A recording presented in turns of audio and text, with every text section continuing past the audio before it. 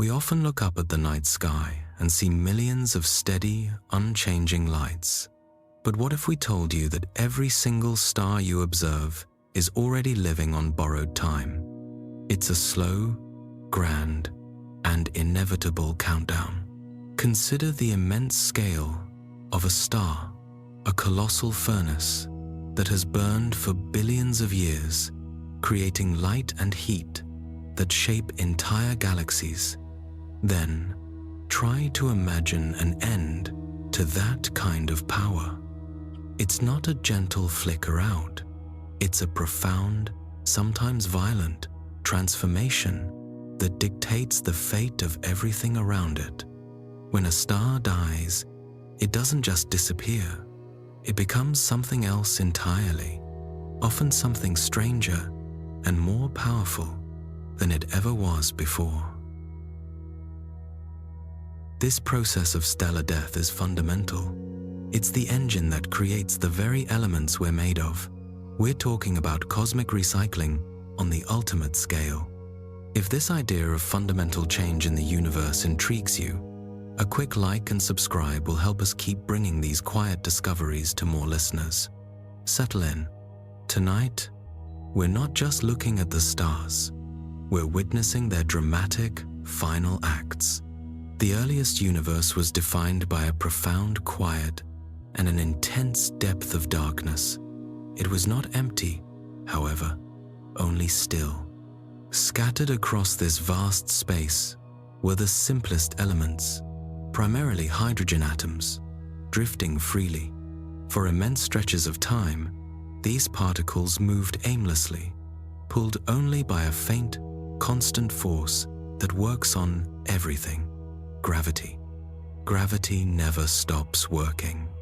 With infinite patience, it began the slow process of gathering.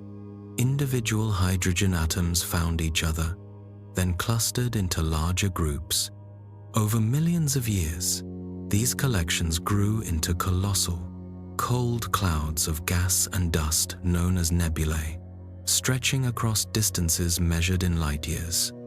You could drift through these clouds, and they would seem almost invisible, yet they held the potential for everything. As more and more material was gathered, the gravitational pull on the center of the cloud became stronger. It tightened its hold, forcing the atoms closer together than they had ever been. This process is called gravitational collapse. The immense pressure created by this inward falling motion causes friction, and this friction generates heat. The center of the shrinking cloud began to warm up. The temperature rose gradually, turning the core into a hot, dense knot of matter. This pressure and heat continued to increase. We are talking about temperatures reaching many millions of degrees. When the temperature inside the core hits roughly 15 million degrees Celsius, or about 27 million degrees Fahrenheit, a crucial threshold is crossed. At this point, the atoms are moving so fast and are squeezed so tightly that when hydrogen nuclei collide, they fuse together. This is nuclear fusion. When hydrogen fuses, it forms helium. This act of fusion is miraculous because it does not just create a new element.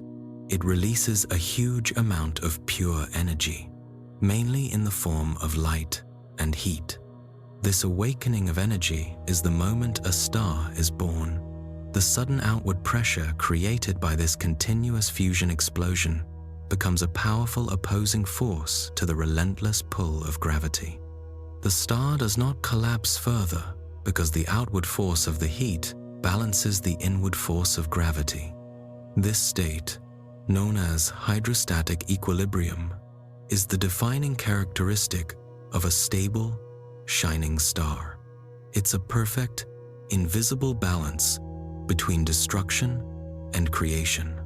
The star burns steadily, humming with unimaginable energy, converting hydrogen into helium in its core for billions of years. The light that travels across space, warming planets and illuminating the dark, is the result of these tiny, ceaseless transformations inside the stellar core. But even while shining bright, the star is on a clock. The element powering this massive engine, hydrogen, is finite. As the star ages, it consumes its hydrogen fuel, gradually replacing it with helium. This consumption changes the composition of the core. Every second of fusion not only lengthens the star's life, but also brings it closer to its inevitable end. The gravity that allowed the star to be born remains, quietly waiting for the day that the outward pressure of fusion begins to falter. The constant change within a star is what matters most to us. Inside the core, elements are being forged, not by choice, but by the physical laws of nature. Hydrogen becomes helium, and as the star runs its course, helium will eventually fuse into carbon, and carbon will become the building blocks for oxygen, silicon, and every other element that makes up rocks, water, and eventually, life. The star is not just a light in the dark, it is the universe's foundry. The same force that causes the tides on Earth and holds the galaxies together is the same force that guided the creation of this luminous, massive furnace. This continuous, quiet pull of gravity is always present, guiding the star's life from its hazy beginning to its powerful, certain conclusion. The forces that govern the universe ensure that the cycle of creation is repeated constantly. Out in the vast darkness, new clouds of gas and dust begin to gather, responding again to the subtle, unwavering force of attraction. Gravity continues its work, building structure, collapsing gas, forming the core, and holding everything in place. This rhythm ensures the continuity of the cosmos. As we drift further, beyond the hazy edges of the newborn cloud, we move toward the intense light of the established star. Its surface is not a solid boundary, but a vast, trembling ocean of highly energetic gas or plasma. The light emanating from it feels ancient, carrying the story of its birth. The fire we see on the surface is only the outward echo of a process occurring deep within the stellar core. This is where gravity applies the ultimate squeeze, driving hydrogen atoms together. Fusion is the critical event. When hydrogen nuclei collide with impossible energy, they merge, creating a new element, helium, and releasing immense amounts of pure, radiant energy. This process is steady and rhythmic, not explosive. It is the engine that sustains the star. The star achieves its stability through a delicate equilibrium, or balance, between two opposing forces. The outward pressure generated by the continuous nuclear fusion constantly pushes the stellar material away from the center. At the same time, gravity's persistent pull attempts to crush the star inward.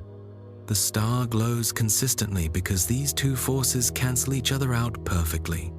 The energy born in the core does not escape immediately. Photons, the particles of light created during fusion, begin an incredibly slow journey outward. They scatter, bounce, and are absorbed and re-emitted countless times through layers of plasma denser than anything we know on Earth. A single photon can take tens of thousands, sometimes millions of years to travel from the core to the surface. When the light finally breaks free, racing into open space, it carries the physical signature of the star's origin, the mark of fusion. Even closer to the star's surface, we see plasma surging like immense, slow-motion tides. Great arcs of energy, known as flares, rise and fall, shaped by the star's vast magnetic fields. These are powerful releases of tension, the star continually adjusting its inner balance.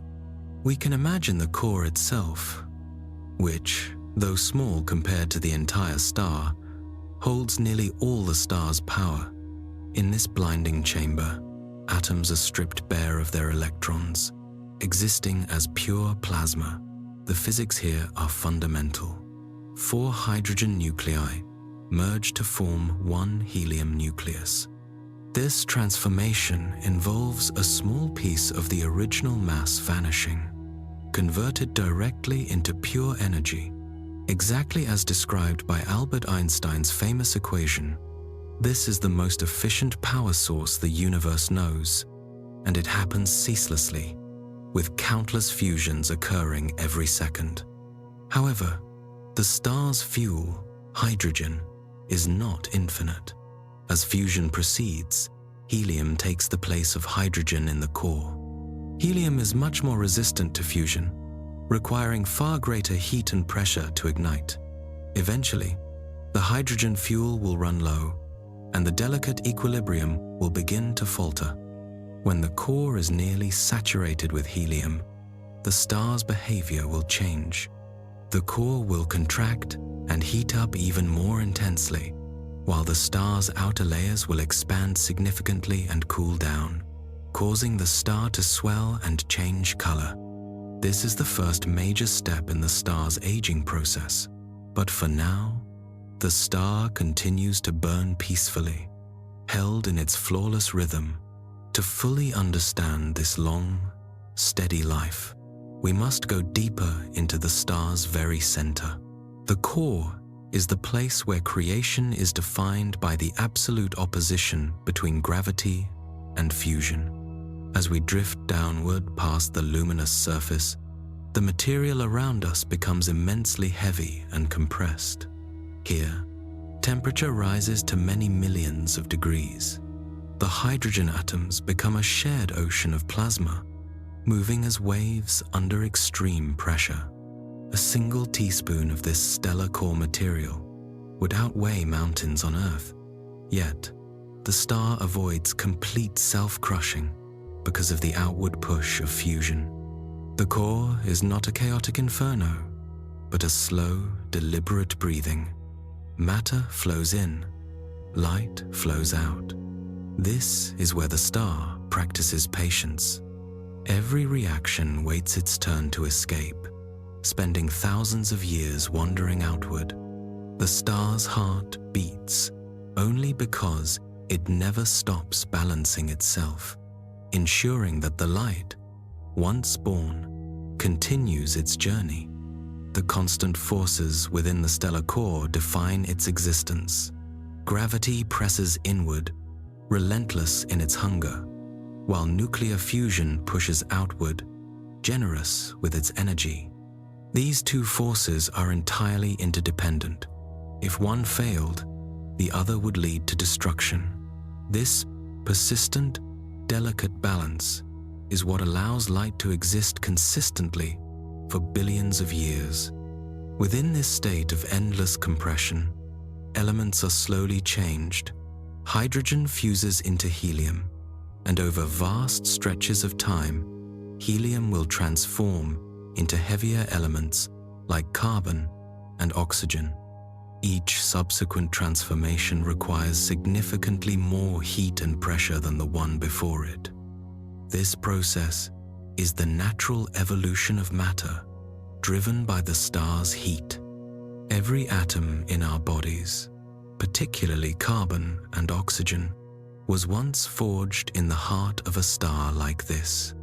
We are, in a literal sense, made of elements that found equilibrium between extreme pressure and violent release. The energy born in the core, traveling outward, illuminates distant worlds and nurtures life.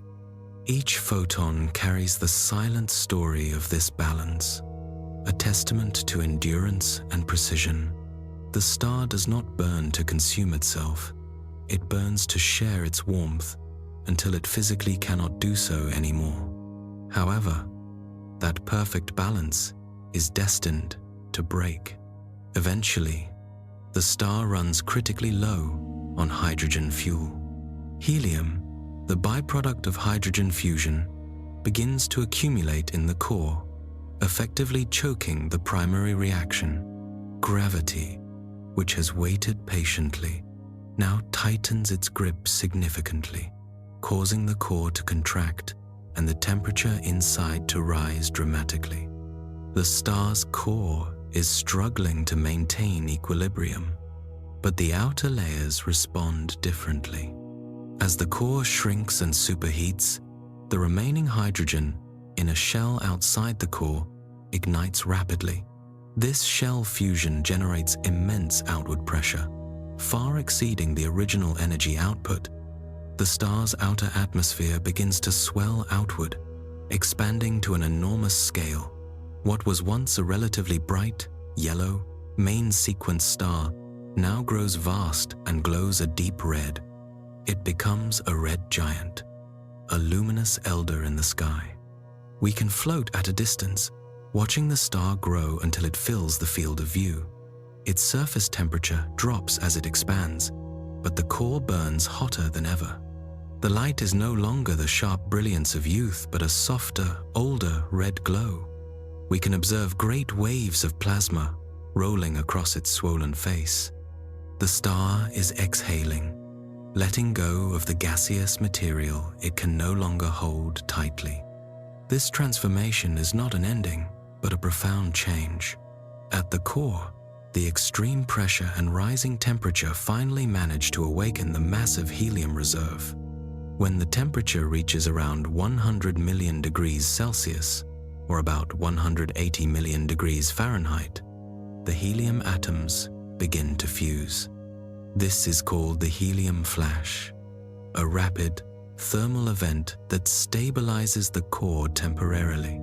Helium fusion creates carbon and oxygen, continuing the chain of element creation. Even in its old age, the star continues to give, forging the building blocks for future worlds. However, this new stage is temporary. The red giant phase is inherently unstable. The star's outer layers, no longer tightly bound by gravity, begin to drift away into space in slow, beautiful plumes. The star is shedding its skin, and the gas forms thin, faint rings that spread out into the void. This material, rich in elements like carbon and oxygen, will eventually become part of a new nebula. The universe, in its efficiency, wastes nothing. Every end prepares for a new beginning. As the star sheds these outer layers, the core, now primarily fusing helium into carbon, pulses faintly. The light we see now is the memory of a sun that has burned for ages, giving everything. The core's life is finite. It will soon be unable to maintain the balance. We sense that the next stage will come swiftly, an inevitable shedding of all that remains. We turn our gaze back toward the core, knowing that beyond this shimmering red expanse, the star is preparing for its final, most spectacular act.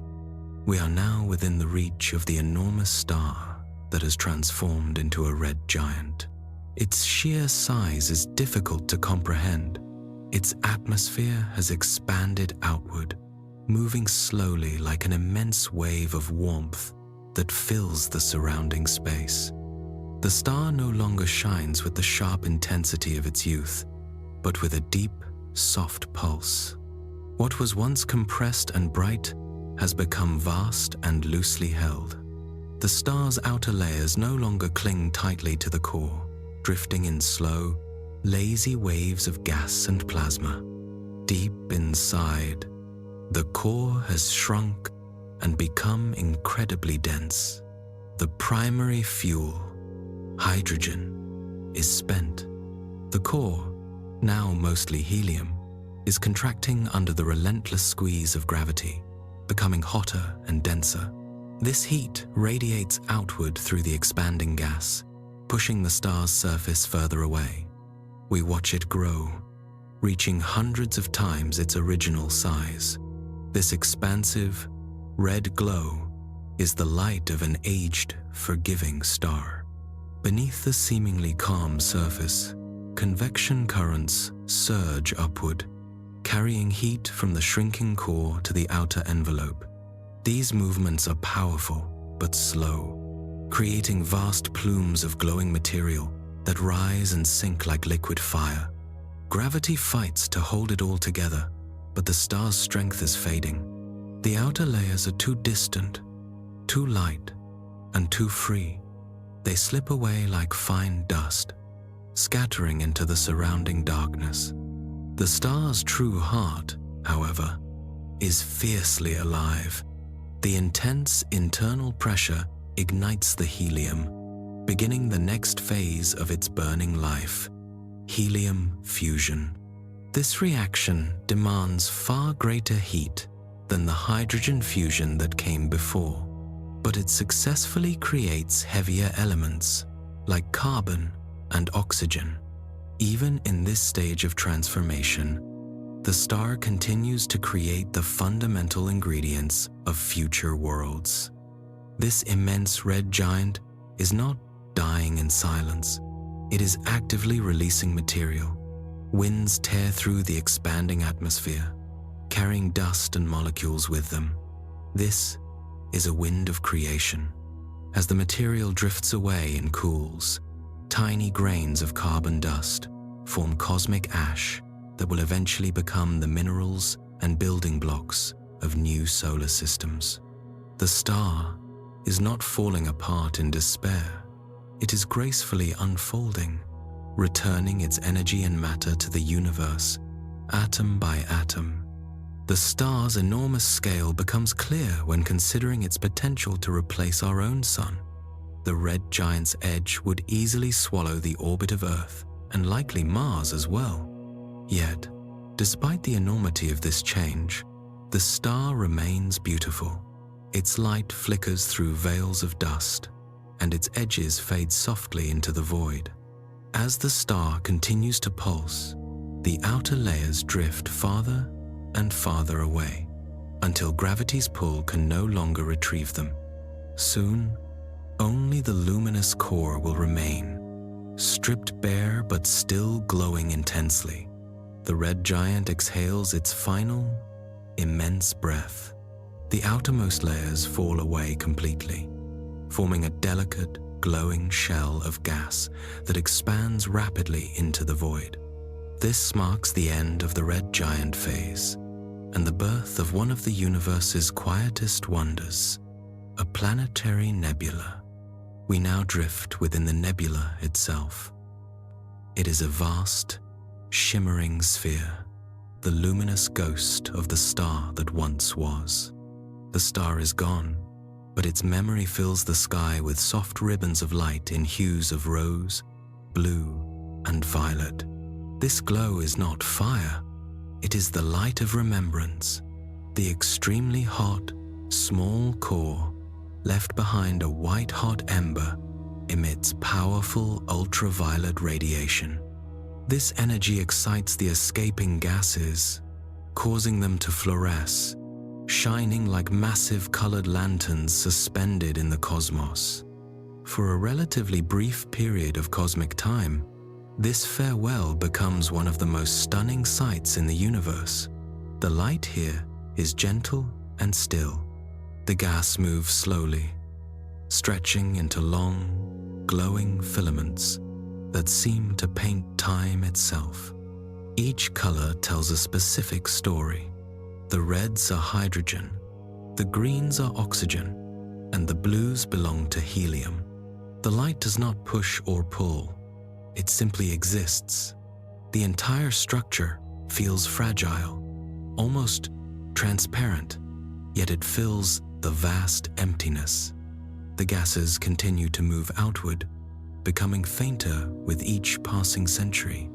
They will stretch and diffuse until they completely disappear into interstellar space, eventually mixing with other clouds of gas and dust, waiting to fuel the formation of new stars. The cycle of creation continues, patient and infinite. At the very center of this breathtaking structure, we find the remnant of the star's core, the white dwarf. It is tiny compared to the red giant it once was, yet it is impossibly dense. It shines like a luminous pearl in the middle of color, a relic of pure, compressed heat and gravity. The white dwarf no longer sustains itself through nuclear fusion. It glows only from the remaining heat trapped inside. A single teaspoon of this white dwarf matter would weigh as much as an entire mountain range on Earth. Yet, it floats gently in space. It is what remains when the fuel is exhausted and the energy has been spent. All its outer layers are gone, and all its brilliance has been released, yet it refuses to disappear. It radiates a quiet persistence, a strength defined by endurance. The nebula itself is death transformed into a masterpiece. Every line, every curl of light is made of atoms that once burned inside the star's heart. The universe does not simply erase what it finishes, it repurposes and repaints, turning endings into light. We linger a little longer in this celestial artwork. The white dwarf's light pulses faintly in the distance, reminding us of the immense power that came before. We must now turn our attention to what happens when even this immense residual heat begins to cool. The colors of the planetary nebula have dissolved into the void, leaving behind only one unwavering point of light. As we move closer, this tiny sphere brightens, revealing the white dwarf, the dense, final core of the star.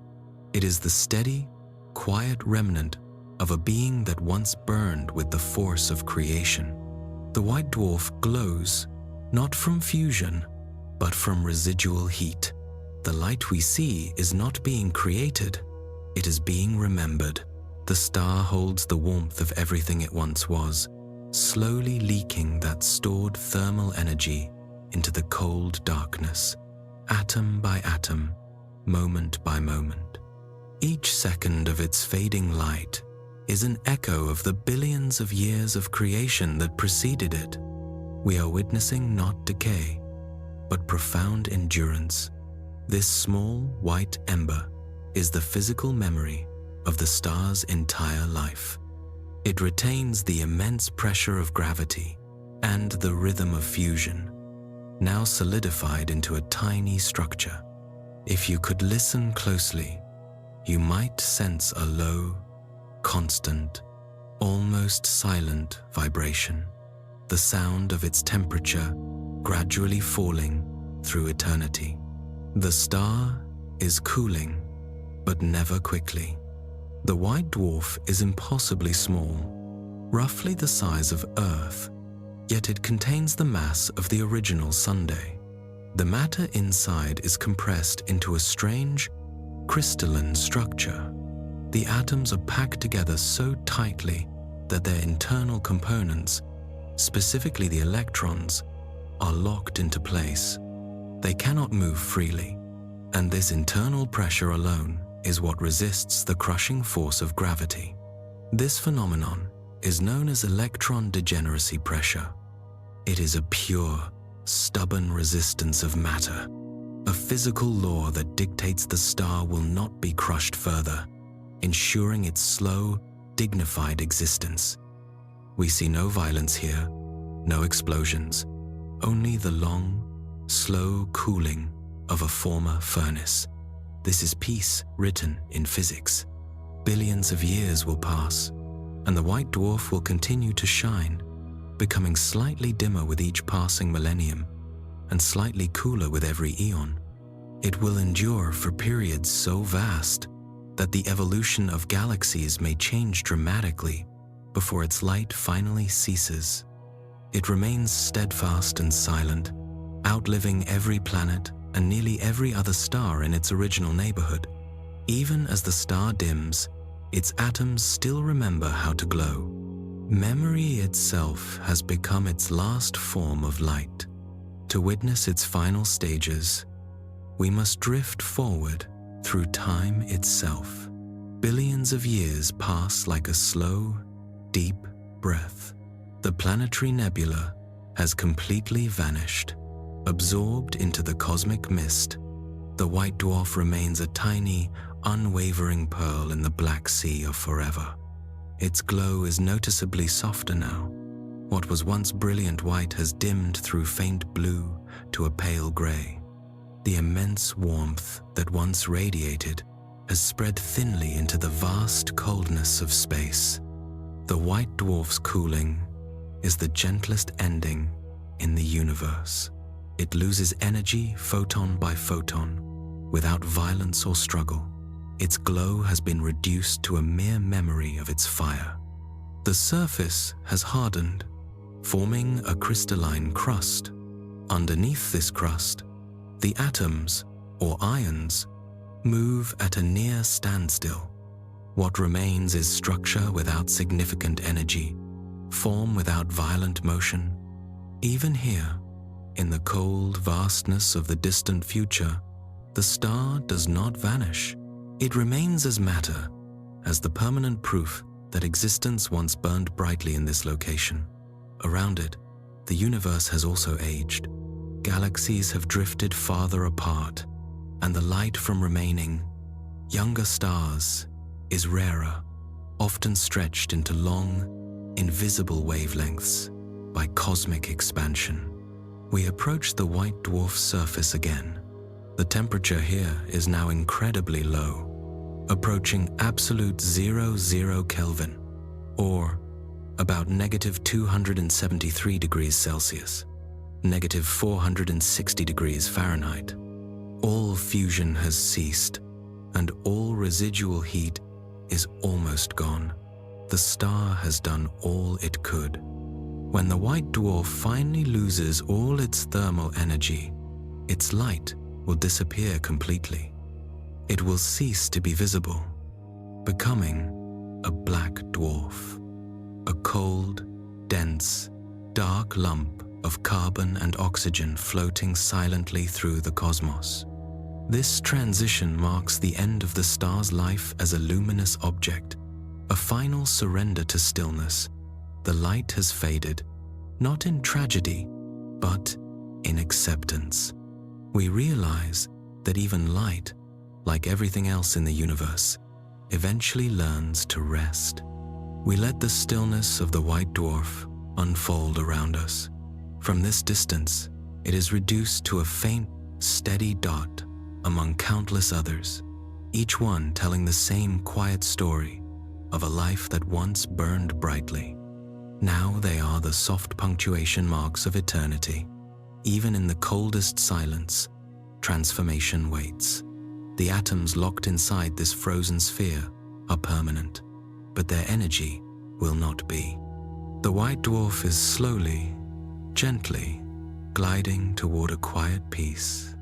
We know that eventually, it will become what physicists call a black dwarf, a star so cold it no longer emits visible light.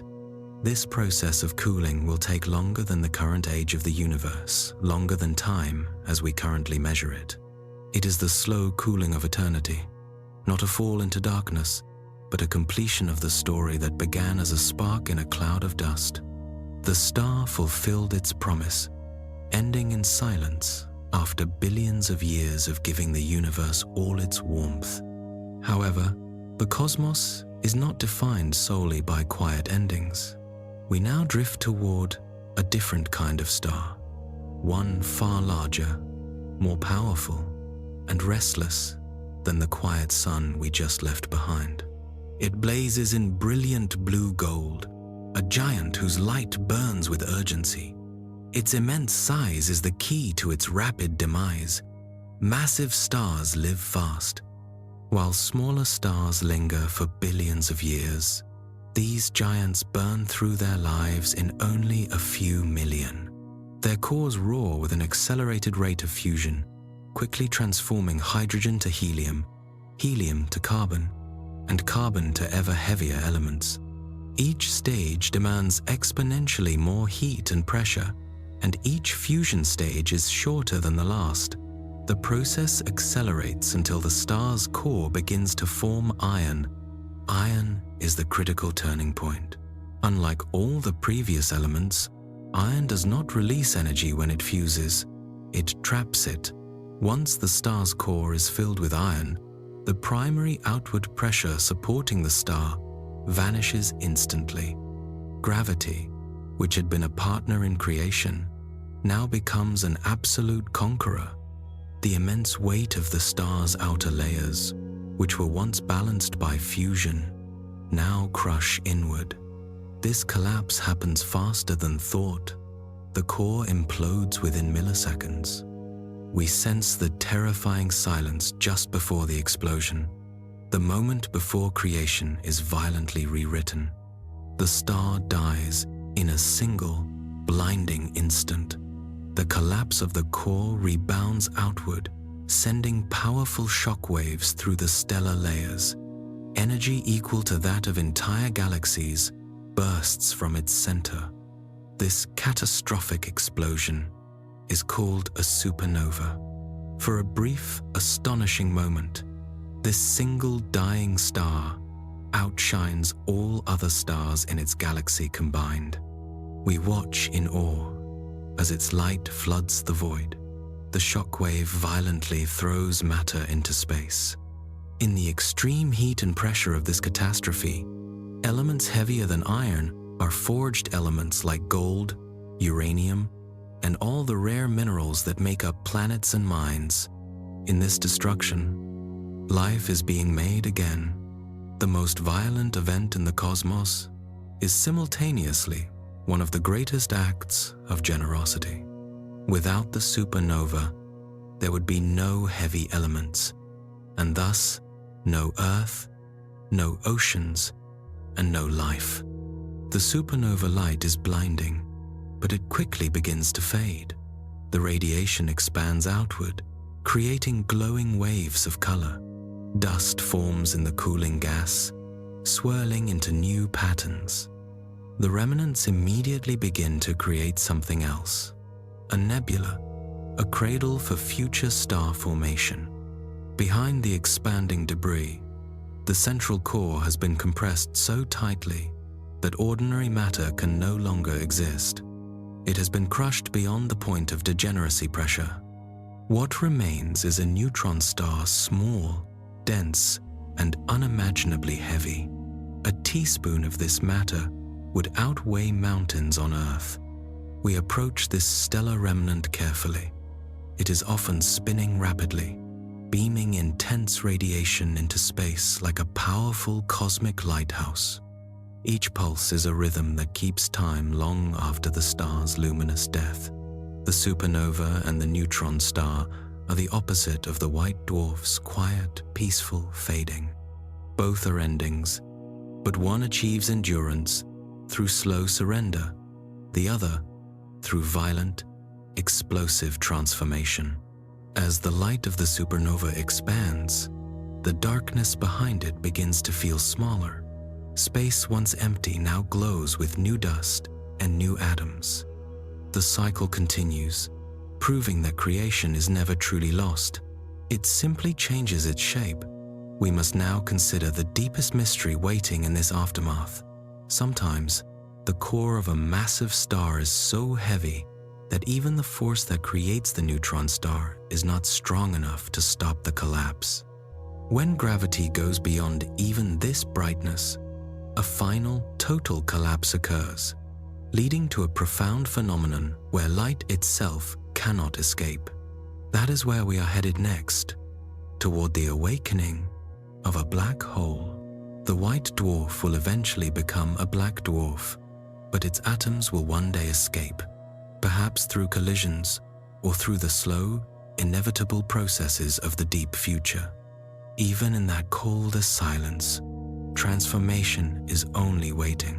The star will take longer to fade than the current universe has existed. Its patience outlasts everything. This gentle glide into peace fulfills its promise, ending in silence after beginning in fire. Far ahead, a new, massive light is already growing. This is a reminder that even in the quietest corners of time, new stars can still be born. We turn toward this brilliance, knowing that the story of quiet death is giving way again to violent creation. The massive star we previously examined has now reached its inevitable end, the supernova. The supernova's light has softened into a massive halo of expanding mist, a memory radiating across eternity. The explosion is over, but its story continues to travel outward. Photons race away, carrying the history of the star's death across immense distances.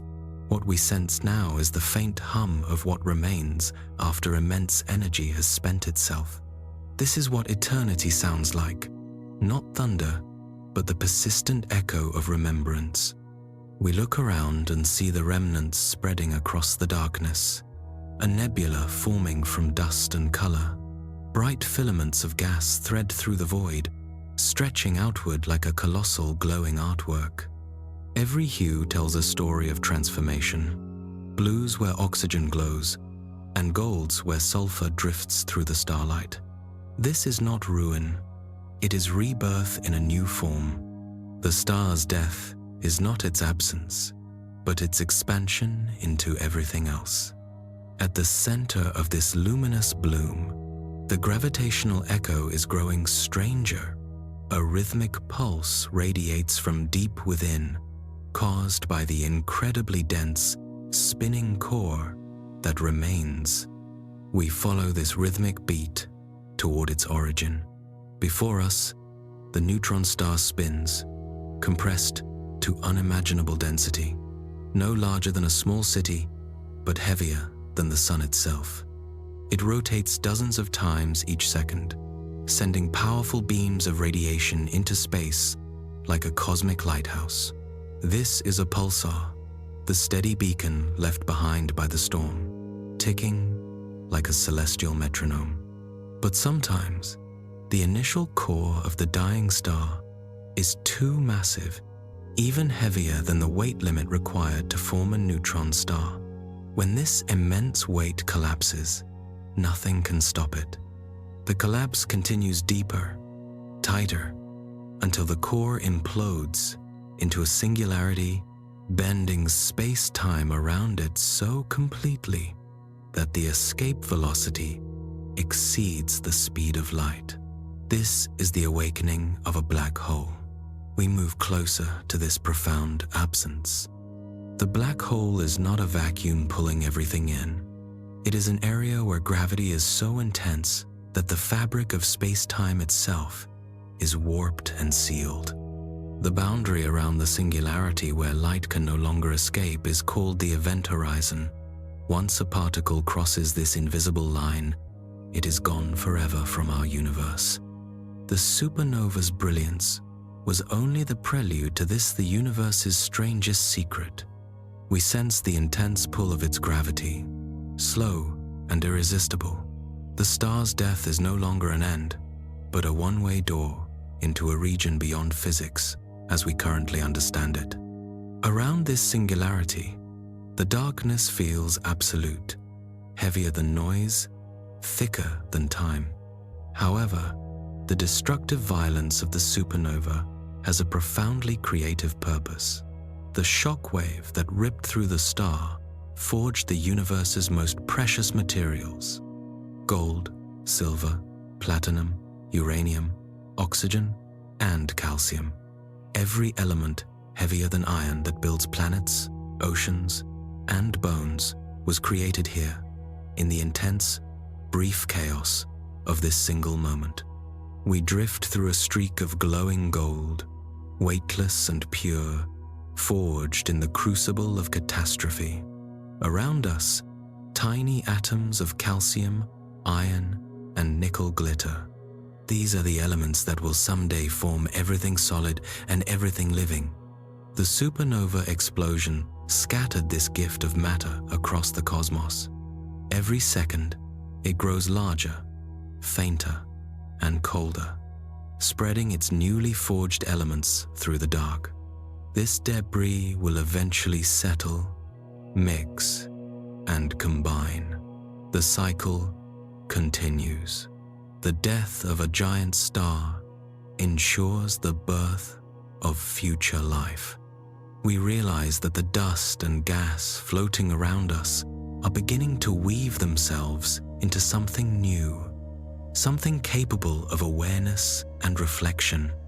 The elements forged in this echo of death will rise again, taking the next step in cosmic creation. The universe is now ready to form the next generation of stars and planets from the rich, heavy material provided by this magnificent collapse. The chaotic center of the supernova was a temporary furnace where heat and pressure reached such extremes that the fundamental boundaries of atoms could no longer hold. Protons and neutrons collided, merged, and rearranged themselves in intricate subatomic reactions. This intense environment generated something heavier and more complex than anything the star had previously created. The universe thus acquired chemical diversity from this catastrophic destruction.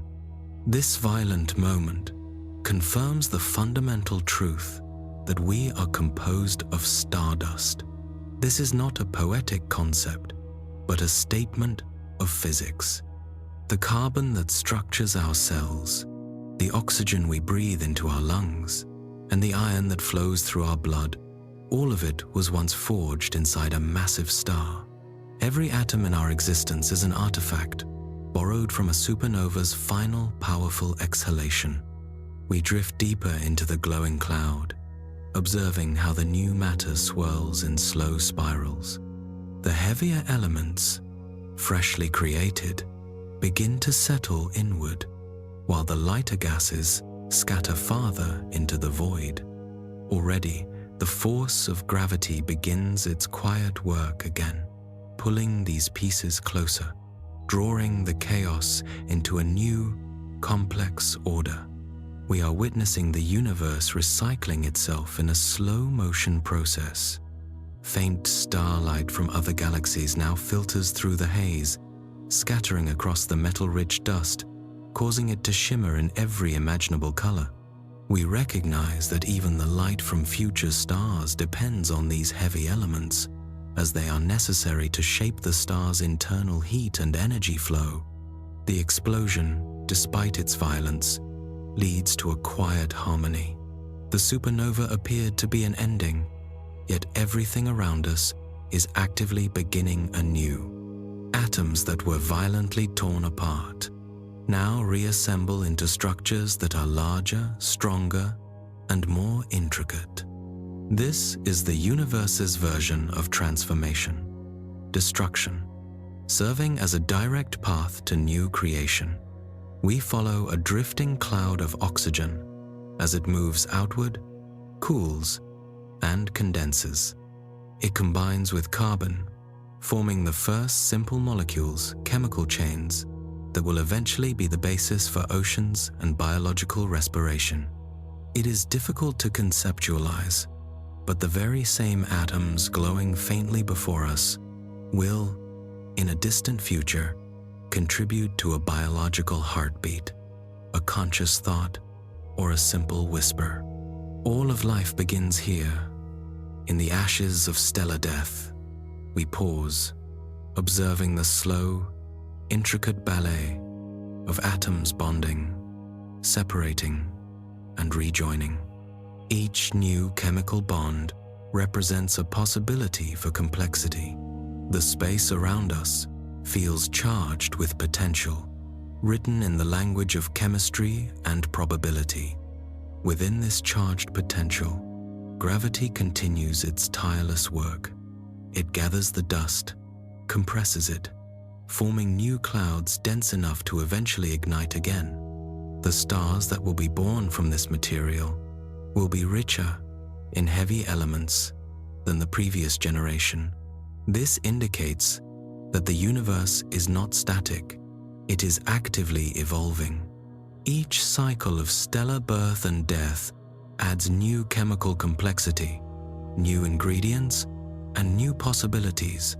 The stars are not merely repeating a process, they are advancing it. The knowledge that our very existence is built from cosmic memory, that we are the continuation of a star's final, powerful act of generosity, is profound. Our bones hold its iron, our bodies carry its carbon. Our ability to think and reflect is possible only because a star once refused to allow its light to end without one final, massive creative effort.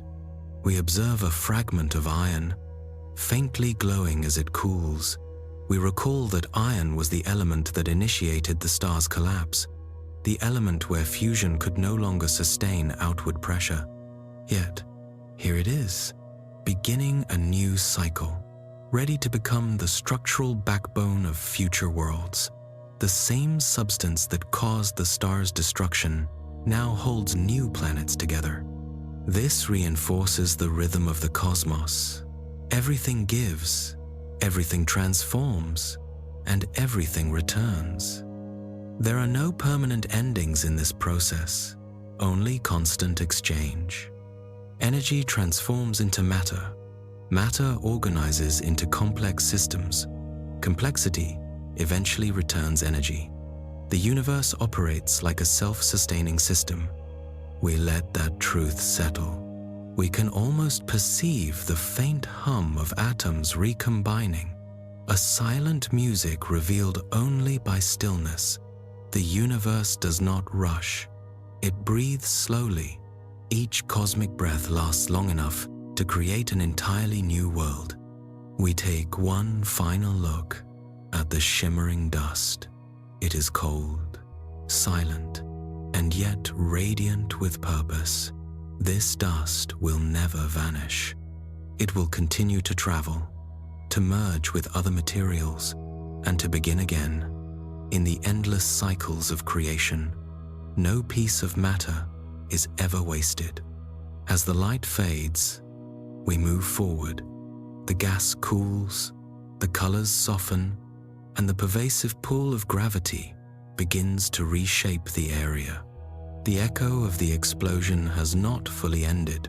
It is reshaping itself into a structure that is smaller, faster, and impossibly dense. We now turn our focus to this newborn remnant.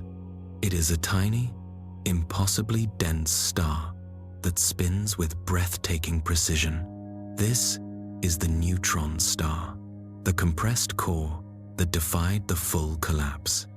We drift through the cooling remnants of the supernova, where the chaos has passed and the light has softened. At the very center of this fading storm, a tiny, strange object remains. We can sense it before we clearly see it. A pull that is dense and unwavering, humming quietly through the fabric of space.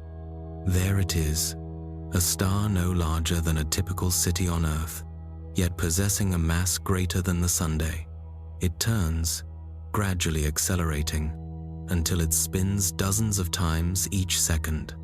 This is the core that the universe could not completely destroy. As we move closer, the space around it visibly bends due to its immense gravity. Its magnetic field is incredibly powerful, twisting nearby particles into glowing arcs and funnels of light that stretch outward like ribbons in a cosmic storm. Each precise rotation sends a flash of energy sweeping through the void, like a powerful lighthouse beacon across a cosmic ocean. The star pulses, steady, rhythmic, and perfectly precise. This is the quiet, compressed heartbeat of a collapsed sun. We count the rhythm 1, 2, 3, and recognize its absolute unwavering reliability. This pulsing rhythm is the star's unique song, created not from air or voice, but from intense magnetism, gravity, and pure rotation. Each pulse travels across the universe, carrying the star's story through empty space. Astronomers across vast distances measure its rhythm, calling it a pulsar, the ticking of a cosmic clock. This is how the universe maintains time after the death of a massive star. The neutron star's surface is smooth and rigid. Beneath that surface lies a realm of density no human experiment can replicate. Atoms have been crushed until they are composed primarily of neutrons, packed so tightly together that space itself feels heavier here. It is the purest possible expression of gravity's power, contained within a small area. All that was once vast, bright, and chaotic has been reduced to this small sphere of perfect, contained gravity. We perceive its pulse, not as a sound, but as a vibration passing through our senses. It is serene, a hum of endurance and continuity. This is what remains when the burning stops. Rhythm without flame, structure without chaos, and energy without fury. The clouds of dust around it flicker in sync with the neutron star's song, like a chorus answering its leader. The neutron star does not change quickly. Its song may continue for millions of years, gradually slowing as it releases the last of its rotational energy. But even after the pulses fade, its powerful gravity will remain. If enough external mass, gas, dust, or fragments of old stars falls into it, it may awaken once more. Its density will deepen, its gravitational field will intensify, and in that moment, it may cross the final threshold, collapsing past all remaining limits into a black hole. We turn from the spinning light, its pulses fading behind us like a heartbeat growing distant, knowing that a profound mystery awaits ahead, a region where light curves and time folds, the ultimate expression of gravity's power. The hum of the neutron star remains, signaling that the final stages of stellar collapse are stranger and more profound than the gentle fading of smaller stars. We move toward the pulsar's light, which blinks in a rhythm that is perfectly steady and predictable. The pulses are not random, they are measured and deliberate. This is the pulsar, the incredibly dense, rapidly spinning remnant of a massive star. It turns endlessly, each rotation demonstrating how structure and time can be created from collapse. We let one of its powerful beams of radiation wash over us. It does not feel like heat, but like a gentle, penetrating energy. Each flash represents a pulse of extreme precision, perfect and unwavering. This small object is the universe's most accurate clock. The pulsar spins many times every second. Its immense gravity and rapid rotation cause space-time around it to warp slightly. Its magnetic poles emit focused jets of radiation, and as the star rotates, these beams sweep across the void. From a distance, they appear as blinking lights.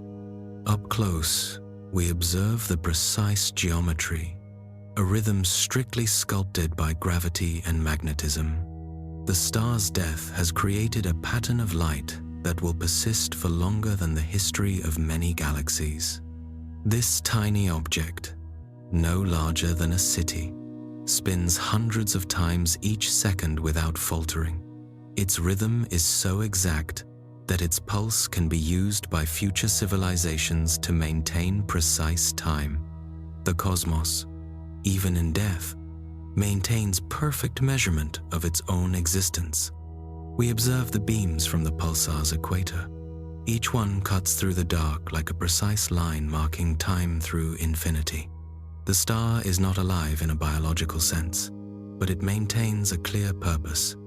Even in silence, it continues its work. The universe does not require biological components to maintain rhythm or order. These pulses travel for millions of years. When they reach distant planets, their precise pattern can still be detected. Astronomers record these rhythms, recognizing their perfection. Every flash is a physical reminder that even destruction can leave behind structural harmony. The light we see no longer comes from nuclear heat, but from the momentum of the star's persistence and rotation. This is endurance made visible. We notice a subtle detail. The pulsar's spin is slowing very slightly. Each rotation takes a fraction longer than the last, though the change is only noticeable over eons. Even this persistent rhythm is not truly eternal. Everything that moves does so by spending energy. But the critical fact is that it continues to move, pulsing for as long as its energy allows. The pulsar fades to a faint, steady dot. The intense silence returns, but beneath it, we sense something heavier stirring. The gravity around us deepens, bending the path of light in strange arcs. This feeling signals the beginning of another, ultimate form of collapse. We now drift toward that intense pull, a region where time slows and light hesitates the boundary of the black hole. We sense its presence before we see any light. It is an immense, invisible field of gravity that softly consumes everything nearby. We drift closer, and the light from distant stars begins to visibly curve, bending around an unseen central point in the dark. This is not a place of destruction, but a region defined by absolute gravitational surrender. The pulsar's rhythm has vanished, replaced by a silence that feels absolute. We have reached the aftermath of the ultimate collapse, where the star has folded into itself beyond the limits of matter and light. We are at a black hole. There is no color and no visible outline, only the suggestion of a true edge, where light appears to circle endlessly. The black hole is not a physical object in the traditional sense. It is a region of space-time so warped that all direction leads only inward. It has no surface, only an invisible boundary where escape becomes impossible. This is the event horizon. We hover near it, at the edge between light and non-return. Around us, light from distant stars bends sharply, forming perfect rings and arcs. Some photons approach the event horizon and are captured, spiraling forever toward the center. Others escape, streaking outward to transmit the story of the curved space they witnessed. Even light cannot cross this boundary unchanged. The gravitational pull below us is mathematically infinite, but its effect does not feel chaotic. It feels inevitable, like the logical consequence of immense mass. The star that formed this has not disappeared. It has transformed into the purest possible expression of gravity. Inside the event horizon, matter loses all form. Atoms, particles, and the very concept of three-dimensional space collapse into a single point called the singularity. Here, density becomes infinite, and the known laws of physics cease to apply. It is the universe's fundamental boundary where knowledge pauses. We observe the stars outside the black hole. Their light is stretched thin into arcs, bending and reflecting around the invisible object. The fabric of space here moves like a dense fluid, and we are caught within its current. Time also behaves differently here. If an observer were watching us from a great distance, they would see our movements slow dramatically, appearing to freeze just as we reach the edge of the event horizon. To them, we would never cross. But for an object crossing the horizon, the fall is swift and instantaneous. The black hole is the ultimate consequence of mass, time, and gravity intertwined. It is the stillness the universe achieves when the fundamental limits of matter are surpassed. We notice faint Hawking radiation escaping into space, a soft, steady, ancient radiation predicted to leak from the darkness itself. Even the black hole, it seems, cannot hold forever. Slowly, over periods far exceeding the current age of the universe, it too is predicted to evaporate. This detail reinforces the concept of balance. Every star that burns will one day dim, and every black hole will eventually dissipate. Nothing in the cosmos is truly eternal. We hover just outside the event horizon, close enough to see the curvature of time, yet far enough to remain whole. This sight is quiet, breathtaking, and absolute. We realize that even this profound darkness has its own severe, humbling beauty, the beauty of absolute inevitability. We turn away, following the faint glow that escapes the edge. Even black holes, it seems, whisper secrets into the dark. We listen and hear the faintest hum of energy leaking through time itself. This whisper is the final piece of the star's story. We hover at the boundary where the rules of physics change completely. Before us lies the event horizon, the boundary of no return, the final threshold of the black hole. It does not possess light or sound. It simply exists in absolute stillness. The space around us bends profoundly, resembling liquid glass. Distant stars are warped and twisted, their light stretched into luminous arcs that spiral toward the unseen center. Our perception of distance is unreliable here. Up and down, near and far, past and future, all spatial and temporal coordinates dissolve into one long curve of gravity. We are looking at a moment that is stretched beyond immediate comprehension. Here, time slows to an impossible rate. For a distant observer, any particle approaching the horizon would appear to take forever to fall in. However, to the particle itself, the fall is instantaneous. This is a fundamental paradox of the universe. As we drift closer, the behavior of light becomes erratic. Photons near us hesitate, trembling at the very edge of the horizon, unable to decide between escape and capture. Some spiral endlessly, trapped in closed orbits of light that circle the black hole forever. Other photons break free, streaking outward, carrying the story of this extreme gravitational field into the cosmos. If we could observe the flow of time here, it would appear viscous, slow, and distorted. The black hole's gravity stretches not just physical matter, but the very movement of existence. Seconds feel elongated, minutes like small eternities. We are floating inside a profoundly slowed rhythm of the cosmos.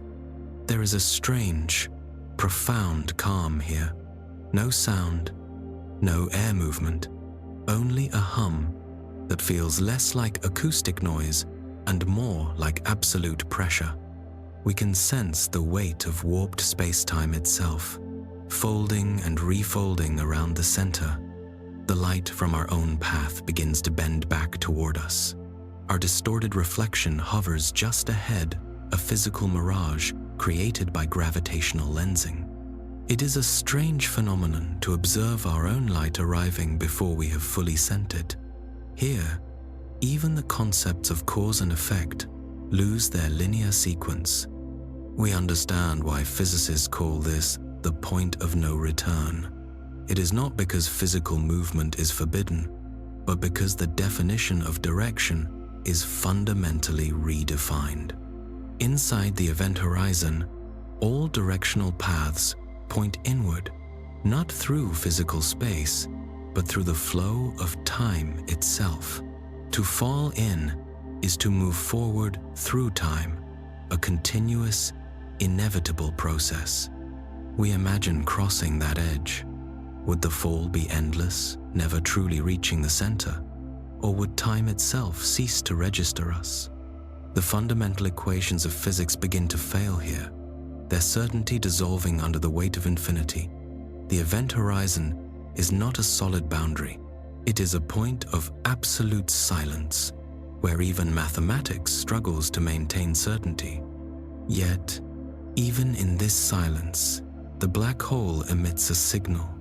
It slowly leaks faint energy from its edge, a phenomenon known as Hawking radiation, named after physicist Stephen Hawking. This radiation is born from tiny quantum fluctuations near the horizon. Pairs of virtual particles constantly appear. One particle falls in while its partner escapes, carrying away a whisper of the black hole's energy. This means that even here, at the ultimate threshold of gravity, light is being created. The universe refuses to stop giving birth to light. Each escaped particle is a fragment of energy, a reminder that nothing, not even infinite gravity, can hold every single thing forever. The event horizon, then, is not an ending. It is a slow, complex energy transformation.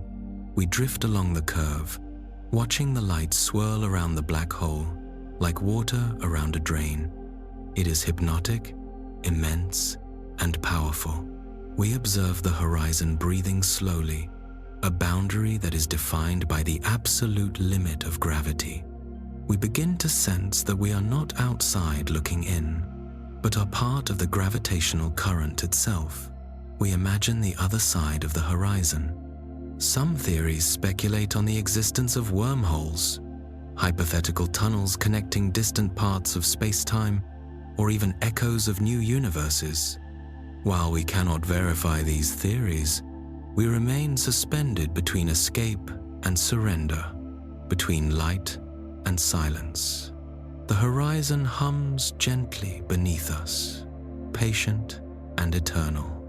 We move beyond the edge where light itself once hesitated.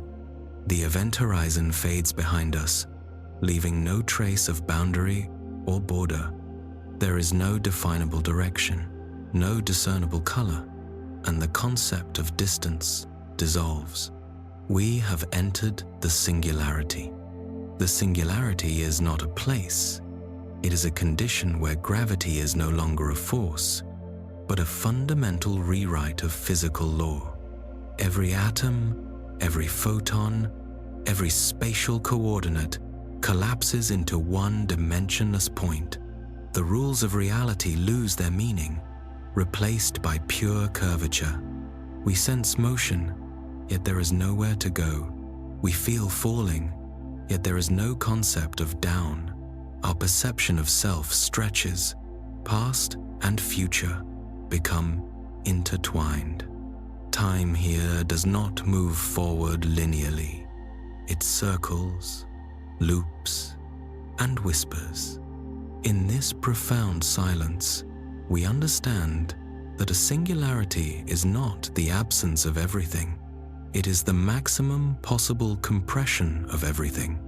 All the mass and history of the star, its light, its atoms, are present here, compressed into a point so small that the concept of space no longer applies.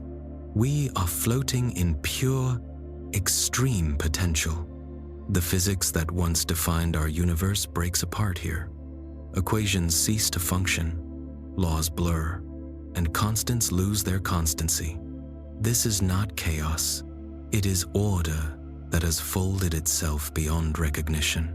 Even the most advanced cosmological models struggle to accurately describe this state. We sense something immense beneath the stillness, not destruction, but absolute continuity.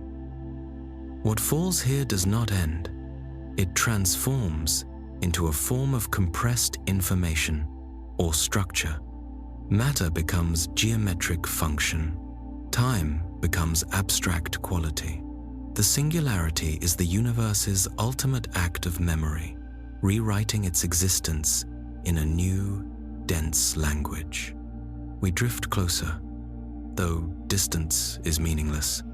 It feels less like entering a physical center and more like entering a fundamental thought, the universe's private reflection on existence, where creation and destruction are indistinguishable. Some theories propose that every singularity may be the seed of something else, a tunnel into another universe, meaning what dies here is instantly reborn elsewhere. We close our eyes, and images form, not from sight, but from energy and memory. We perceive the star that once was, its brilliant heart, its long transformation into a red giant, and its violent supernova collapse. That light, now compressed into absolute silence, remains present but hidden. The singularity holds not only the matter of the star, but the history of every orbit, every photon, every rhythm it ever emitted. The black hole is not a gravitational endpoint. It is a repository. It is a place where the universe keeps its most profound stories, too dense to tell in light. We feel the patterns moving through us, the ghost of equations, the echo of energy. The star's past is still here, functioning within mathematics, too deep to comprehend. We feel a gentle, subtle push. The same force that once pulled everything inward now begins a release. The laws, if they could be defined here, would require symmetry. What enters must someday have the potential to emerge. We sense a flicker of light ahead, not the light of a star, but something subtler, a potential possibility forming. Perhaps it is the echo of a new beginning, another universe waiting to bloom. The singularity's secret is not absolute destruction, it is passage. We turn toward that faint shimmer. It feels like rising from deep water into the dawn. Somewhere above this infinite density, gravity is releasing its absolute grip. Matter is beginning to take a new form, and space is starting to stretch. A new story, perhaps, is about to be born. We emerge from the singularity's intense silence into a dim, steady glow. We are now observing the region around the black hole. Before us, gas and dust spiral endlessly, tracing soft rings of light around the invisible central mass.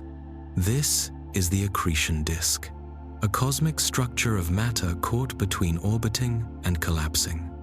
It moves with extreme speed, yet from this distance, its motion feels slow, like the turning of an ancient, massive mechanism. Each particle in the disk is orbiting the central mass without having yet fallen into the event horizon. We drift alongside it, sensing the intense friction that causes the gas to glow. As particles rub against each other while spiraling inward, they heat up until they emit light.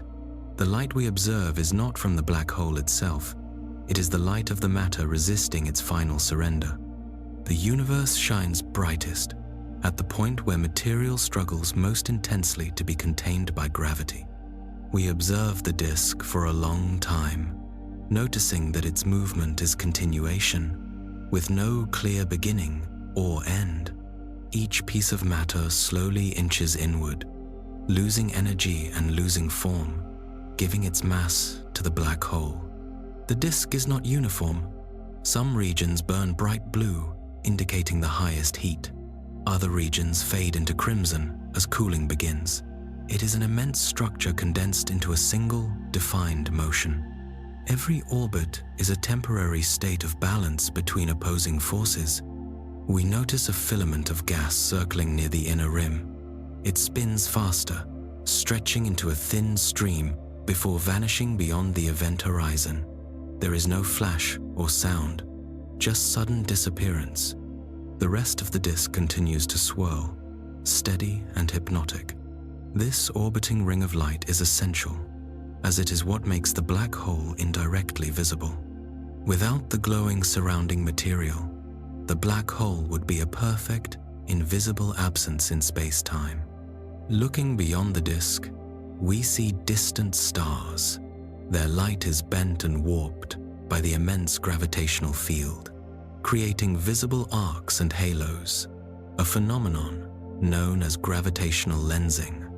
Even in this extreme distortion, the geometry of light maintains a strange form of symmetry. We recognize that the accretion disk is a temporary state for matter, balanced precisely between being free and being captured. This fragile ring of light reflects the complex interaction between mass and space-time. As we drift away from the orbiting light of the black hole, we enter the deep stillness that follows its energetic consumption. At first, there is nothing discernible, only the calm of space stretching outward. Then, almost imperceptibly, we feel a pulse, faint but certain. This pulse moves not through the space, but of the space. This is a gravitational wave, a ripple in the fabric of space-time itself. The wave is invisible, yet it touches everything. It passes through us, through stars, and through entire galaxies, gently stretching and contracting them before allowing them to relax again. The universe is breathing softly, ceaselessly. We understand that this ripple began with an event of extreme mass and acceleration. For example, two massive black holes locked in a rapid orbit, spiraling inward over immense periods of time. Each revolution amplified their gravitational influence until they finally collided, merging into one.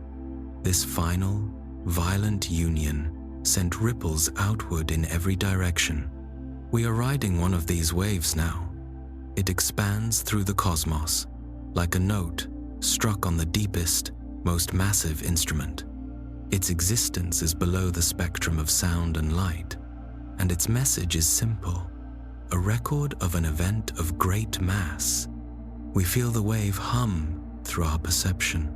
It travels forever, never tiring, never fading entirely. Even as it stretches across billions of light years, its core rhythm remains intact. It does not destroy, it records. Each ripple carries the precise physical memory or fingerprint of the event that created it. We drift within that rhythm, noticing how it bends distance itself. The distant stars appear to pulse, not because they are physically moving, but because the space between them stretches and contracts with the wave's passage. We are not traveling through the wave. The wave is carrying us. This movement, this gentle vibration, connects everything that has ever existed. The cosmos is always moving, even when it appears stationary. Far ahead, a faint shimmer indicates another passing wave. These are the echoes of countless massive collisions, neutron stars meeting, galaxies merging, black holes forming. Each sends a ripple outward, subtly distorting time and distance, weaving the quiet, complex fabric of reality. We are floating in the soundless physics of space-time. We understand that instruments on distant worlds, sensitive detectors using precise measurements of light and mirrors, are required to detect these tremors. When they do, they confirm that the universe has communicated again. It is a profound realization that even stellar death can create something that travels forever. A black hole's final union becomes not darkness, but a physical message of movement. Energy cannot be annihilated. It always finds another form. Even the force of gravity, silent and invisible, is capable of singing its history. We extend our perception into the ripple. It passes through without resistance, yet leaves behind a faint warmth, a sensation that the universe has momentarily brushed against us. The sensation is ancient, intimate, and continuous. We recognize that the wave's amplitude fades gradually, but its presence never completely disappears. Even the smallest remnant of a gravitational wave carries a precise trace of its origin. Everything in the universe leaves a mark, including movement itself. We realize that countless unseen waves are passing through us right now, originating from ancient collisions billions of years ago, from stars that no longer exist. They reach us not as light, but as physical movement, gentle, invisible reminders that nothing truly stands still. The universe, in its entirety, is always remembering itself through vibration. We float with the wave for what feels like vast stretches of time. The wave's influence fades gradually, but its history remains encoded in the structure of space. We continue to follow that tremor, which guides us into the deep void, where the memory of falling mass and warping space is continuously being transmitted. We have followed the final gravitational wave ripple backward through time toward the origin of the first light in the cosmos. The deep darkness ahead is the universe before the formation of any luminous structures. For a moment, the environment feels entirely still and suspended.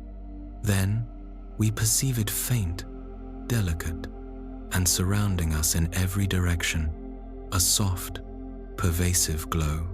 This is the cosmic microwave background, the ancient afterglow of the Big Bang. We are now drifting through the universe's infancy. The light surrounding us is not generated by stars or galaxies. It is pure radiation, stretched and cooled over nearly 14 billion years of cosmic expansion. The current temperature of this radiation is extremely cold, only about -270 degrees Celsius, or about -455 degrees Fahrenheit, just slightly above absolute zero. Yet, this temperature holds the precise physical memory of intense heat. When the universe was very young, only about 380,000 years old, it was so dense and hot that light could not travel freely. It was trapped within a dense fog of plasma, scattering endlessly. Then, the universe cooled sufficiently for electrons and protons to combine, forming the first stable, neutral atoms, primarily hydrogen and helium. This physical event is known as recombination. Suddenly, light was free to travel unimpeded. This moment was the first dawn, and the radiation released at that time is the soft glow we now observe. Every photon we sense has been traveling since that recombination event. Its original fiery energy has been shifted dramatically by the continuous expansion of space itself. Its initial brilliant color has been stretched into the long wavelengths of gentle microwaves.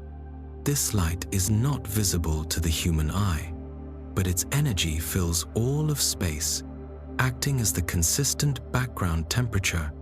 Early in the 20th century, astronomers unexpectedly detected this background radiation as a soft, persistent static.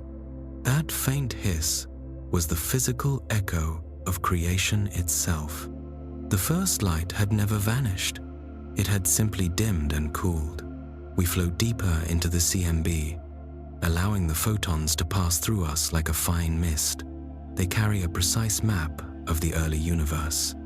The faint patterns we observe, tiny variations in temperature, are the physical anisotropies, the fingerprints of the initial density fluctuations.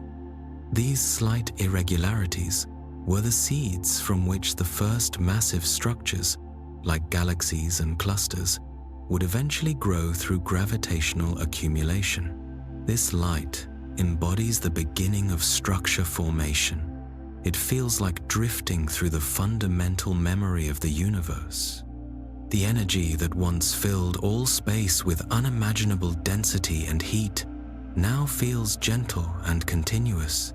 It is everywhere, providing a quiet, constant temperature that holds everything together.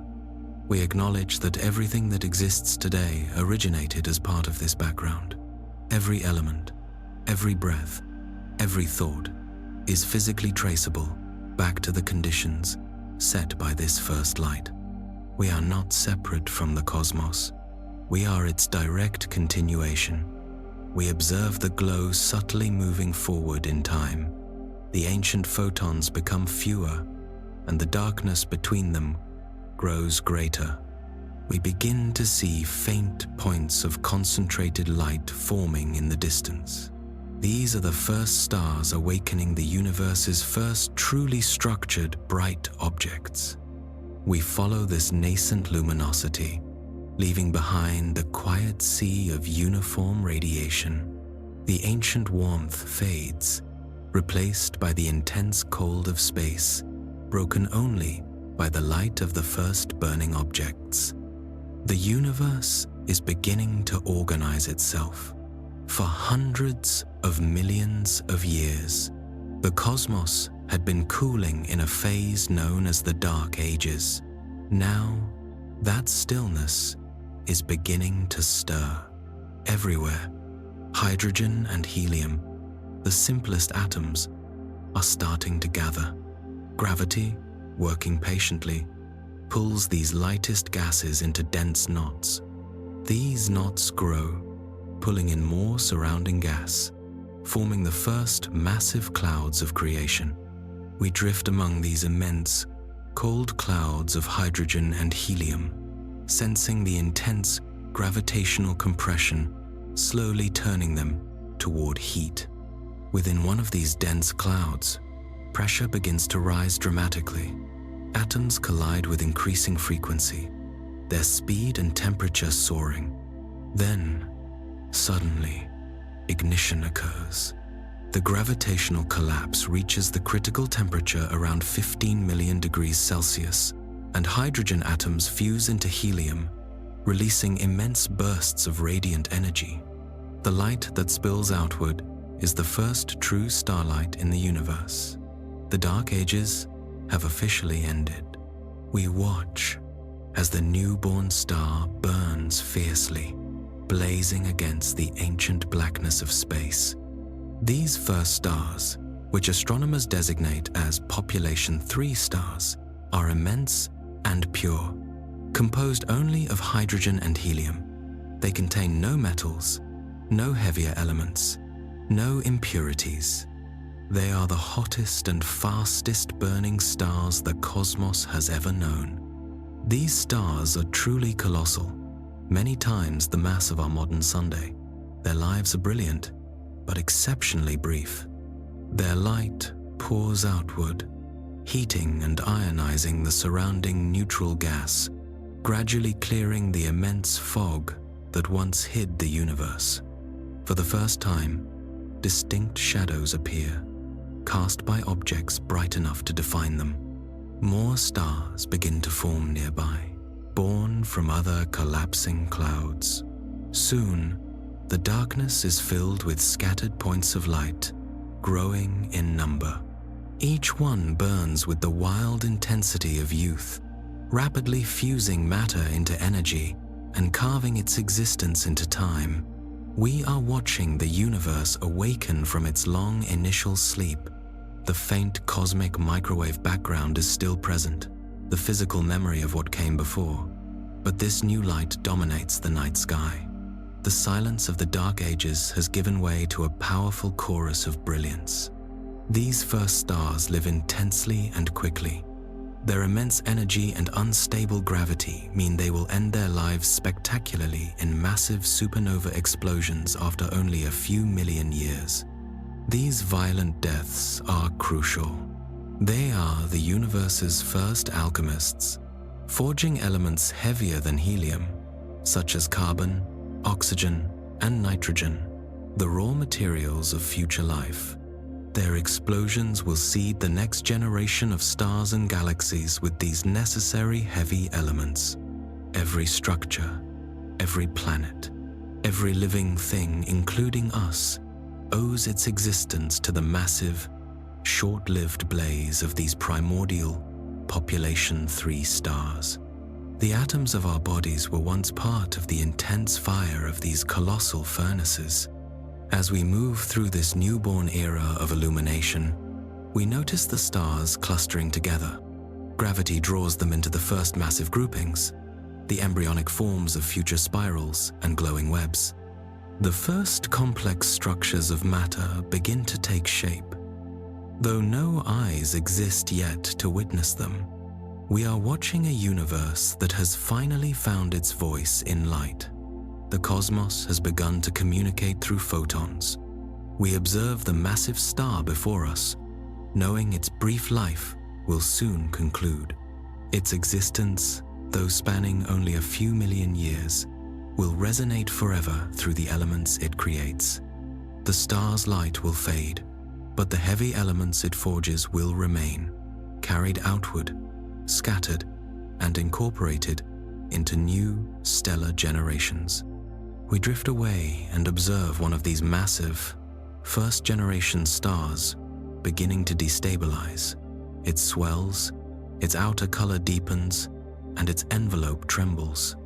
This is the quiet indication of an impending event of immense power.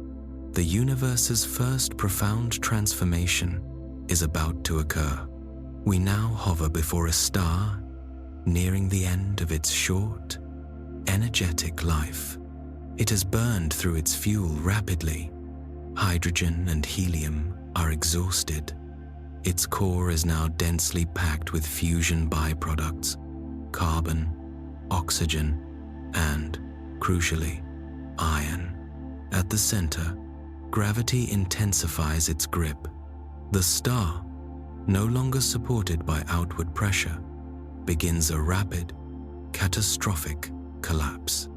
The outer layers fall inward toward the core, compressing matter with such violence that the temperature rises beyond previous imagination. The failure of balance is imminent. The core cannot sustain the fusion of iron. Iron consumes energy instead of releasing it. When the iron core becomes too massive, gravity overwhelms the internal pressure. In an instant faster than thought, the collapse rebounds with unimaginable force. Energy bursts outward in a single, shattering pulse. The star undergoes a supernova explosion, a flash so powerful that it briefly outshines its entire host region. We sense the glare as the light floods space. Stellar material races outward in powerful shockwaves of gas and dust. Hydrogen, oxygen, carbon, and iron are all flung into the dark, carrying the star's material far into the surrounding space. This massive scattering of matter reshapes the local environment. The shockwave moves at incredible speed, colliding with nearby clouds of gas and compressing them. This compression triggers gravitational instability, potentially initiating the collapse of new stellar nurseries. The universe demonstrates that nothing is wasted. Endings are repurposed as catalysts for new beginnings. As we move through the expanding debris, we sense the formation of new matter. The extreme conditions of the explosion, specifically the collision of neutrons and the fusion of nuclei, create elements heavier than iron for the first time. Gold, silver, uranium, and all radioactive elements are forged in these final, violent seconds.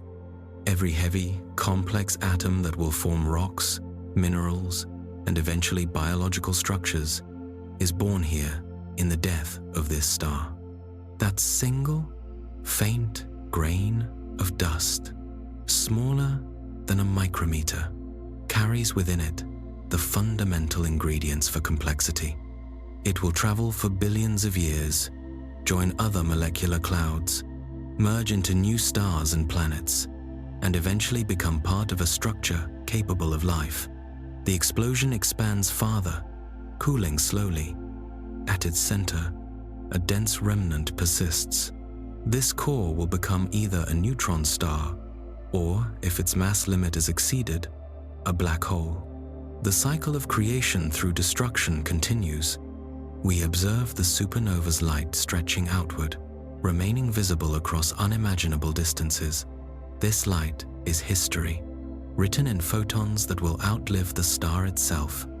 We pause in the stillness that follows. Space is cooling, but the scattered remnants drift quietly, drawn together by the patient hand of gravity. The universe has learned to renew itself by transforming its colossal endings. We turn toward the distance, where faint threads of dust begin to collect again. The scattered heavy elements are now gathering into vast rotating structures. The first galaxies are taking shape. We move through a universe that is organizing itself. The intense, chaotic nature of the early cosmos is softening, slowing, and settling into complex forms. Everywhere, faint streams of light twist and flow, connecting clusters of newborn stars like threads in a vast cosmic web. The universe is constructing its first stable architecture. Initially, the stars are scattered in faint clusters, stretching for millions of light years, but gravity, tireless and deliberate, begins to impose structure. Slowly, the initial clusters merge, their orbits tightening and their paths aligning into massive spirals, dense spheres, or irregular disks. We watch this structural accretion unfold in slow motion. Clouds of gas collide and condense, their impact sparking bursts of new starlight. Streams of matter stretch and swirl, caught in the invisible pull of dark matter halos, the unseen gravitational scaffolds that provide galaxies with their stable shapes. The dark, immense volume of space is the framework upon which visible light structures are built. One galaxy begins to form directly before us. It starts small, a bright knot of blue-white stars spinning within its halo of invisible mass. It rotates slowly, each full revolution requiring hundreds of millions of years. Its arms begin to extend, curling outward in luminous ribbons. This is complex structure written in the language of gravity. We drift closer, observing tightly packed clusters of young stars radiating with immense energy. Surrounding them are clouds of gas and dust, the remnants of the first supernovae, which now feed the next generation of stellar creation. Each explosion becomes a seed, each death a foundation for new life. The spiral arms lengthen as more matter falls inward, drawn by the galaxy's deepening gravity. Each orbit stabilizes the next, building structure out of ordered motion. The entire galaxy operates like a complex system, a slow, continuous hum of balance and formation. We notice that not all galaxies take the spiral shape. Some collapse into dense, glowing elliptical galaxies, spheres containing ancient stars. Others retain irregular forms, often due to close gravitational encounters with neighbors. The universe is defined by diverse forms, not uniformity. As we move through time, billions of years pass. The galaxies grow larger, brighter, and more intricate. They begin to gather into massive clusters, enormous families of stars, gas, and dark matter bound together by gravity's invisible influence. Between these clusters stretches the cosmic web, a massive, filamentary structure of light and shadow that physically connects all large structures. The arrangement is mesmerizing. Dark matter provides the scaffold, gas and dust fill the gaps, and stars ignite, fade, leaving behind elements for the next stellar generations. We are floating inside a self-renewing, self-organizing structure. At the heart of a massive spiral galaxy, a dense, glowing object, resides a supermassive black hole, born from the merger of the first massive collapsing remnants. It does not destroy the galaxy. it anchors it. Around this immense central object, light bends, gas swirls, and hundreds of billions of stars orbit in precise, measurable harmony. The black hole is not a simple void here. It acts as the gravitational conductor, holding the vast structure steady. We drift along one of its spiraling arms.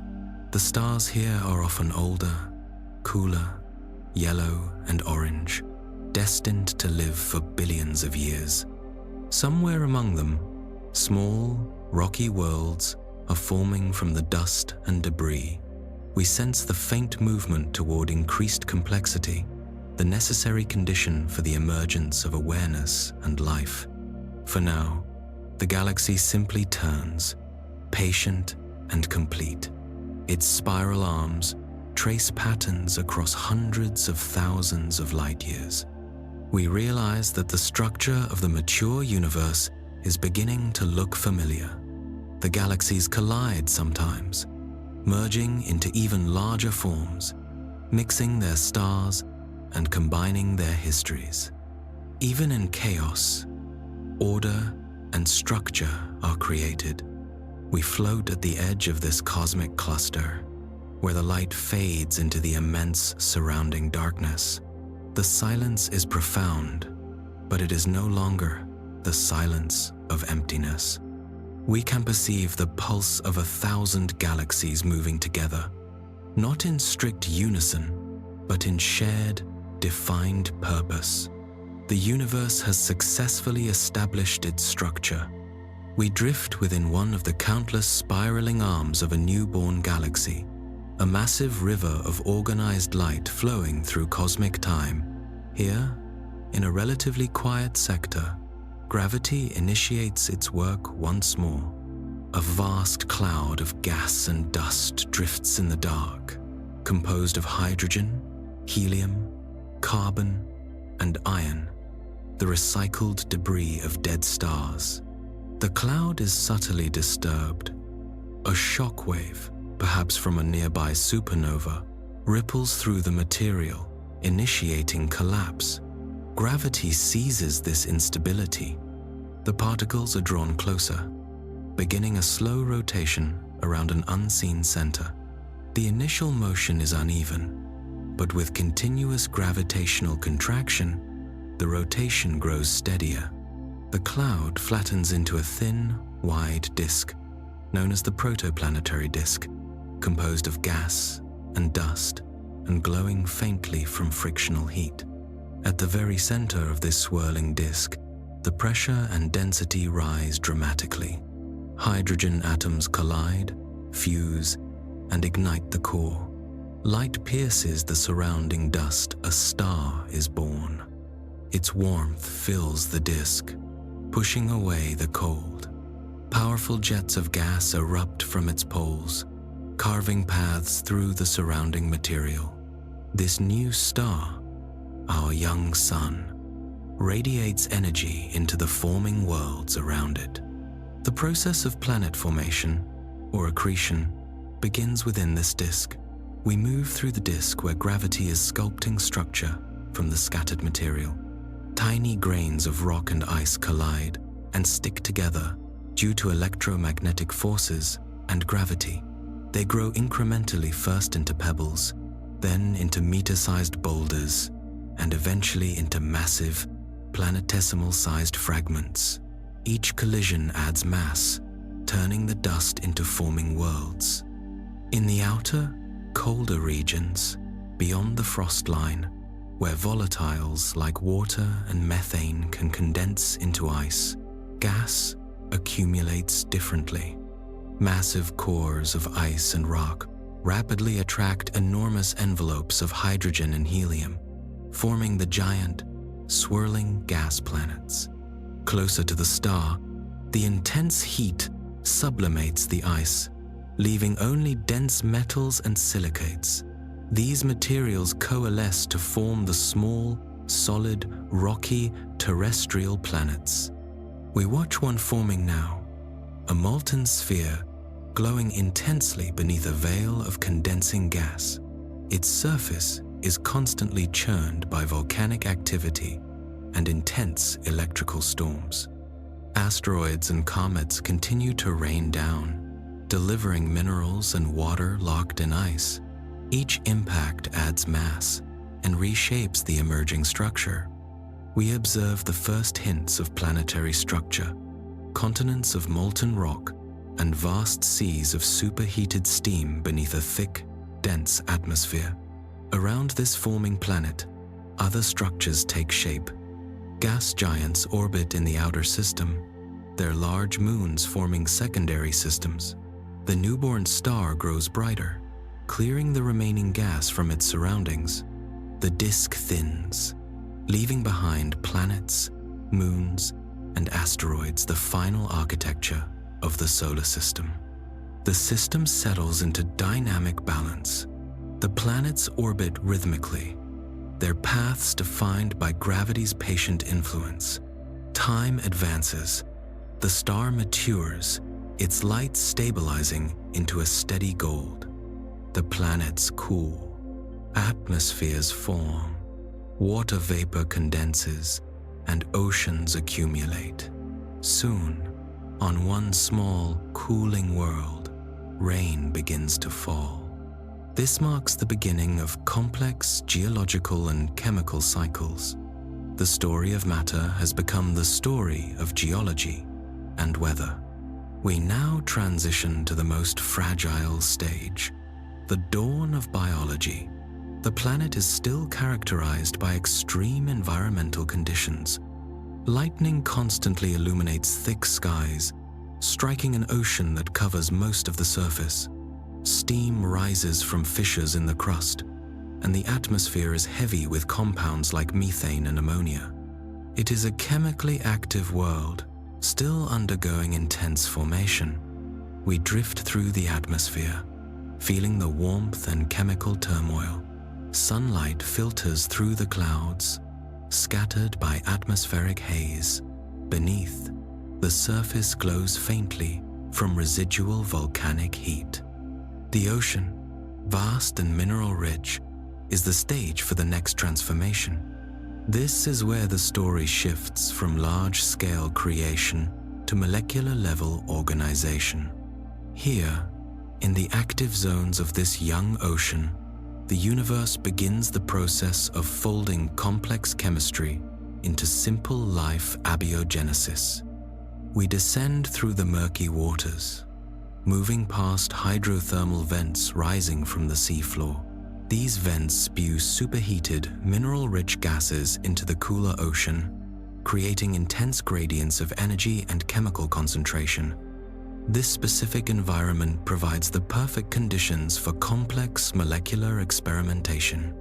Within these chemical clouds, simple molecules drift and encounter each other. Some molecules, particularly carbon-based organic compounds, cling together, forming longer chains, rudimentary membranes, and spherical droplets. These simple spheres form naturally, composed of oily molecules that encapsulate water and dissolved chemicals. They move softly in the currents and can divide when they grow too large. These structures are not yet biologically alive, but they possess compartmentalization, a prerequisite for life. In one of these microscopic chemical containers, a specific strand of organic molecules finds a stable way to catalyze the formation of its own copy self-replication. Each replication is not perfectly accurate, and the resulting errors introduce variation. Variation is the physical mechanism that allows for selection and, eventually, survival. We are witnessing the first instance of molecular evolution. Energy flows through these forms. They absorb heat, react chemically, divide, and occasionally combine. Every repetition makes the self-replicating chemical system more stable, more complex, and more enduring. The line between complex non-living chemistry and biological life blurs until the first true cells quietly awaken. These early cells have no consciousness or thought, only the fundamental properties of chemical reaction, replication, and persistence. But in their small, organized structure, they carry the initial spark of something new, continuity and memory, encoded in molecular structure. The universe has learned to sustain its chemical patterns through replication. We observe these early cells. Within each one lies the chemical code, the architecture of carbon and water that will eventually lead to all future biological diversity.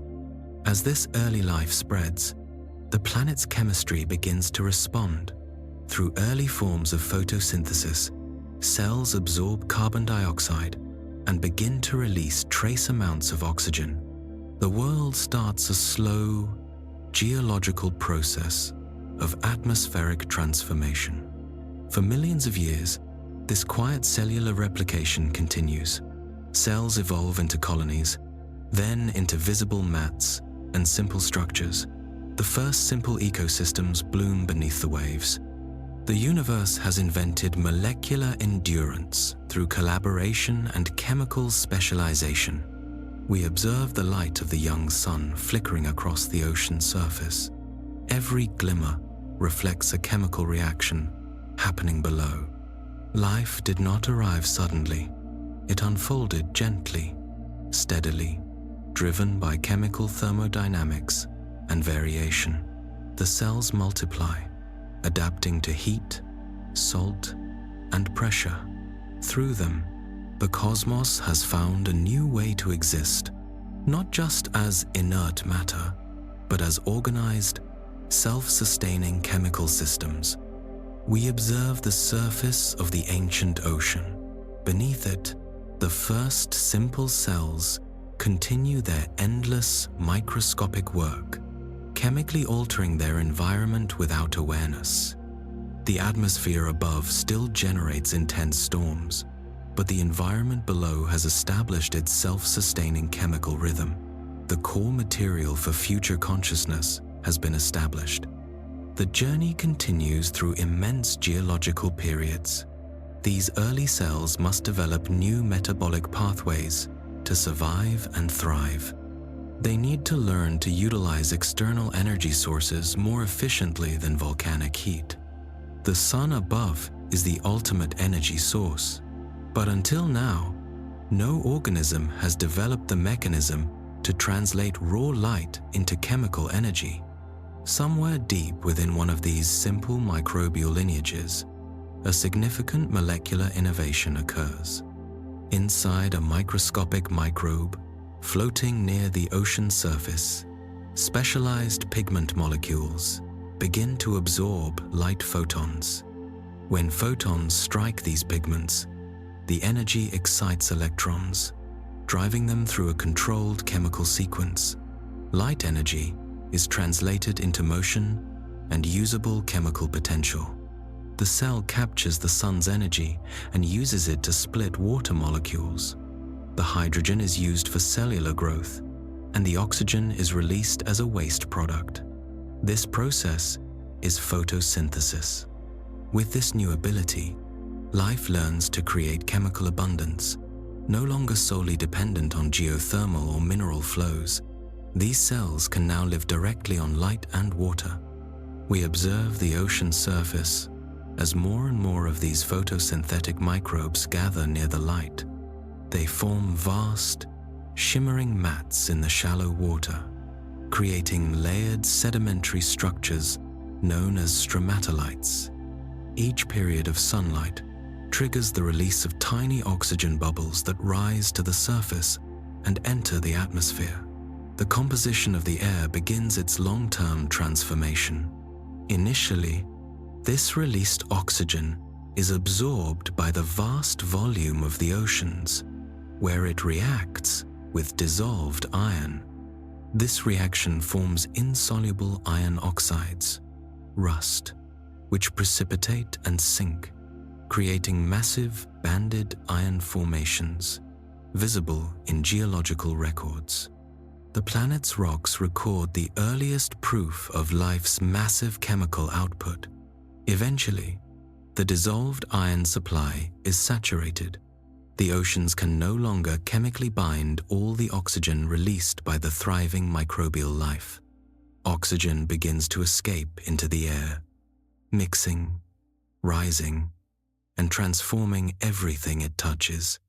This event is known as the Great Oxidation Event. The color of the sky deepens. The atmosphere, once predominantly reducing, composed of compounds like methane, begins to shift toward an oxidizing balance. Each increase in atmospheric oxygen makes the next stage of biological complexity possible.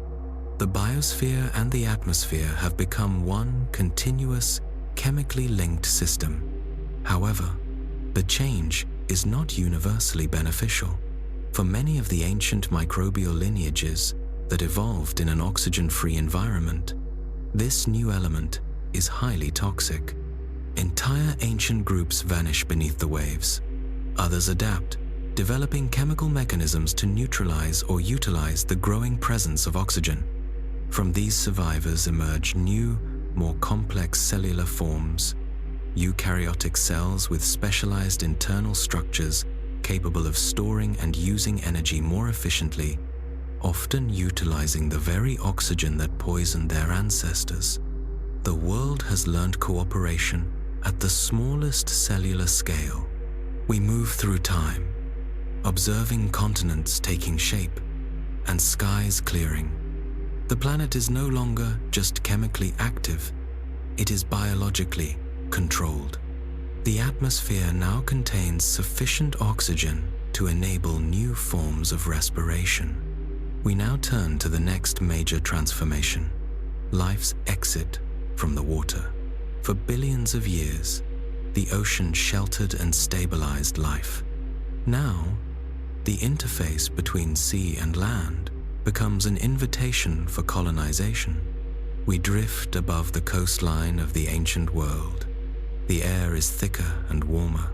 Continents are exposed, their surfaces bare and reddish-brown, shaped by constant wind and rain. No large-scale organisms yet mark the land.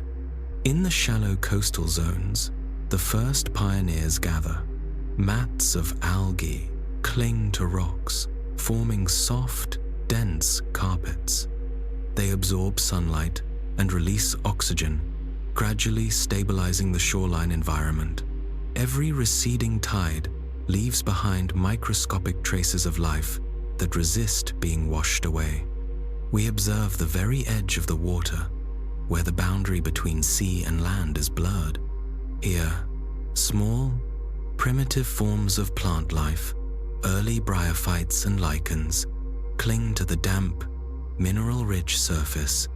They lack true roots or complex vascular structures, but their presence marks the pattern of colonization. Using photosynthesis, these early plants continue to thicken the air with oxygen and initiate the breakdown of rock into soil. Their presence cools the surface and creates microshelters where moisture is retained. The land, once geologically inert, begins to acquire the faint chemical scent of biological growth. Above them, rain falls. Water is absorbed, released through transpiration, and cycled back into the environment.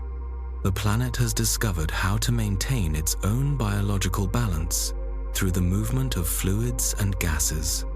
From the ocean, the next explorers begin to emerge. Strange, lobe-finned fish develop internal skeletal structures that allow them to push against gravity. They rise from the shallows, drawn toward the safety of the tide pools and the land-water boundary. We watch a single primitive organism attempting to maneuver on the damp substrate. It moves clumsily, its fins serving as rudimentary limbs, its internal air sacs struggling to draw breath from the air. It pushes forward a few inches, falls back, and then tries again. This humble, persistent motion is the physical start of every future step, stride, and leap taken by terrestrial life. Through the slow march of evolution across millions of years, fins transform into specialized limbs. Primitive lungs evolve further, learning to extract oxygen efficiently from the air. The eyes of these creatures, once adapted to the low light distortion of water, adjust to the wide perspective and brightness of the horizon. The land begins to fill with biological sound, the rustle of the first vascular plants, the scrape of movement, and the faint hum of early insects rising from the shallows. Life, once confined to one element, now occupies two. The planet's biological diversity increases dramatically. Plants rise taller, creating the first immense forests. Their leaves cycle carbon dioxide and release oxygen, optimizing the atmosphere further. The complex, interwoven cycle between sea, air, and land establishes a system of continuous renewal. The Earth, for the first time, glows visibly green from orbit. Time moves forward. Creatures become bolder and more complex. Insects take flight. Amphibians move farther from the coastal zones. Reptiles appear beneath the thick canopy. Each evolutionary step is a permanent adjustment to the constraints of the new environment. Yet, everything remains interconnected. Terrestrial life carries its aquatic origins within it. The salinity of its cellular fluids, the fundamental chemical rhythms inherited from the ancient ocean. We drift through this unfolding wilderness, recognizing that this complex, biologically active world is the direct result of billions of years of silent, chemical, and gravitational persistence. The air smells of chemical compounds, biological growth, and the minerals of new continents. The world is no longer silent. It exhales gases, rustles with plant life, and actively breathes. This environment is now ready for the next phase of evolution, the emergence of complexity in behavior and sensation. We move through a forest environment that is biochemically active. Everywhere, creatures crawl, fly, and leap, guided by systems that translate sensation into action. The world has developed the biological capacity for noticing itself. We observe a shallow stream where small fish dart, their movements pausing, flickering, retreating, are simple decisions shaped by basic sensation. This marks a shift from pure chemical reaction to a faint, echoing memory between external stimulus and internal response. Consciousness does not appear as an immediate event. It is a gradual process built on simple rhythmic patterns. Early in the oceans, basic neural networks evolved to sense vibration and chemical gradients. In the more complex environments of the land, these nervous systems grew increasingly intricate. Specialized cells developed for capturing light, eyes, sound, ears, and chemical signatures, olfactory senses. Each sense adds a new layer to the internal representation of reality. We observe a small amphibian perched on damp moss. Its eyes capture the specific light filtered through the canopy. For the first time in geological history, a creature is using its senses not purely instinctively, but with a rudimentary level of attention. Every neural impulse is a complex chemical event. Electrical signals travel along filaments of protein and salt, transmitting information about external existence from cell to cell. Within this storm of bioelectricity, patterns form: basic recognition, simple memory, and short-term anticipation. Awareness begins to stretch its influence forward in time. We follow the flow of evolution as it refines this neural structure. Some creatures develop larger clusters of interconnected neurons, forming primitive brains capable of learning, predicting threats, and experiencing basic affective states. Fear, hunger, attraction, and curiosity, the first biological emotions, flicker in these structures. The physical universe, once silent in its vastness, now senses and feels itself through the mechanism of life. We observe these evolutionary experiments across the timeline. Insects build complex colonies, guided by chemical communication and coordination. Reptiles sense heat and strike with calculations based on spatial prediction. Mammals, appearing later, exhibit prolonged care for their young, demonstrating the recognition of self versus other and basic forms of attachment.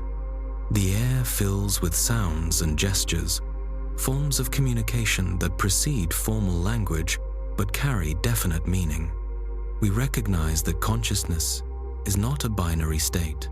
It exists as a spectrum. Each organism carries its own degree of internal awareness, burning at different intensities. Collectively, they form a vast, complex constellation of sensory experience across the living world. A single thought, seen structurally within a brain, would resemble lightning captured in a network of neurons. Each flash connects thousands of others, creating maps of sensation, desire, and retained memory. The brain functions as a complex, self-organizing system. As neural structures evolve, so does sophisticated behavior. Some creatures begin to engage in play chasing, mimicking, and exploring for reasons beyond immediate survival or reproductive necessity. Play is the universe learning to utilize its resources for non-essential exploration, demonstrating that awareness has moved beyond mere necessity and into curiosity. We observe groups of small mammals gathered under trees. Their cooperation allows for survival, but their communication through soft sounds and glances hints at something deeper: empathy. This is the capacity for recognizing and responding to another's internal state. From empathy, the foundations of complex social structures, cooperative learning, and eventually, language will emerge. The mind is continuously testing its limits, building fragile bridges between the internal self and the external world. The forest environment is perceived not just as a physical stage, but as a perceived experience. Every rustle and scent is actively processed and interpreted. The next major threshold in this continuous development is the definitive rise of intelligence. The environment has stabilized further. The air, once wild with primal instinct, now contains evidence of deliberation. Creatures are not only reacting, but considering their actions. The spark of awareness is deepening into abstract reflection. We observe a river where an early hominid crouches near the water. It lifts a piece of hard rock and deliberately strikes it against another. The resulting sound is sharp. When the stone fractures, it leaves behind an edge that is sharper and more useful than any naturally occurring fragment. The creature pauses, recognizing that its intentional action has caused a beneficial change.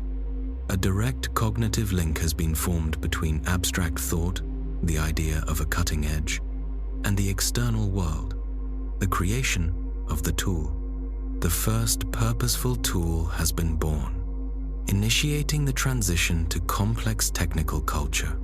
From this moment, the rhythm of biological life changes profoundly. Hands that once specialized in grasping and climbing now specialize in shaping the environment. The mind that once reacted now plans, remembers, and anticipates future events. The space between intention and action becomes the fertile ground where intelligence grows exponentially.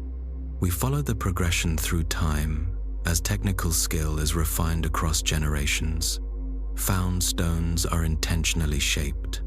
Wood is fashioned into rudimentary spears. Fire is controlled and utilized for heat and defense. Each discovery reshapes not only the external world, but the cognitive architecture of the mind that made it. Intelligence is the result of continuous, collaborative feedback between memory and curiosity. Early humans gather in social groups. Around controlled fire pits, they use non-random sounds that gradually form consistent patterns. Language is being born. A steady rhythm of communication emerges, transforming simple warning signals into shared narratives. Language links internal thought to external sound, allowing ideas to be transferred and retained independent of the original thinker. Knowledge can be passed, refined, and accumulated across generations. The universe has developed a means of high-fidelity communication with itself. The next step is symbolic representation. Hands once focused entirely on tools begin to draw. Pigments of ochre and charcoal mark cave walls, tracing animals, hunting scenes, and astronomical patterns. These are not merely representations, they are declarations of memory and self-awareness. I saw this. I remember this. I exist. The abstract concepts of memory and imagination have become codified artifacts. Outside, the world continues its fixed rotation. The sun rises, rivers flow.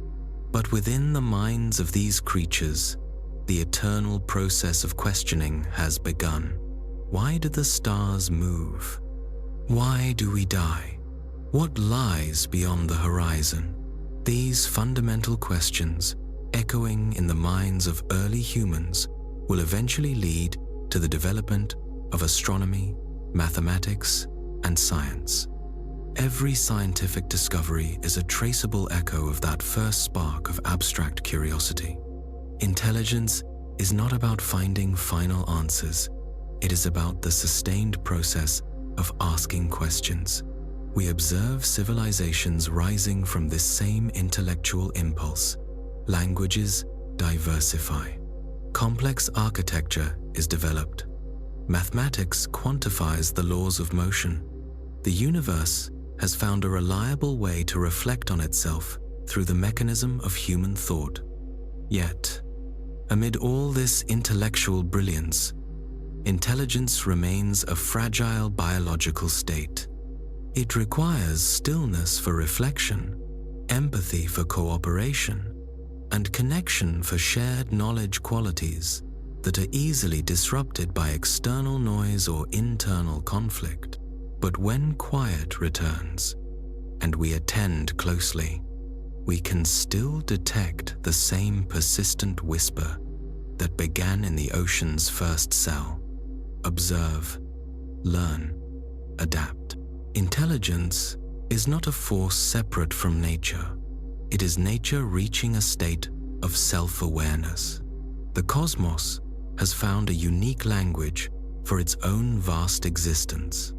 The long journey from cosmic dust to the first single cell, and from that cell to the capacity for reflective thought, has ultimately been driven by the persistent imperative for understanding. We look back across that journey, from the first massive stars to this single complex human thought. Every pulse of light, every biological adaptation, every act of quiet reflection has converged here. We are not separate from the universe. We are its most recent temporary means of knowing itself. We drift above the earth, a blue, breathing, luminous sphere, and recognize the immense fragility and miracle of this complex awareness. In every thought, every heartbeat, every act of learning, the cosmos continues its slow, cumulative evolution. We are its continuation, its question, its answer, and its enduring hope.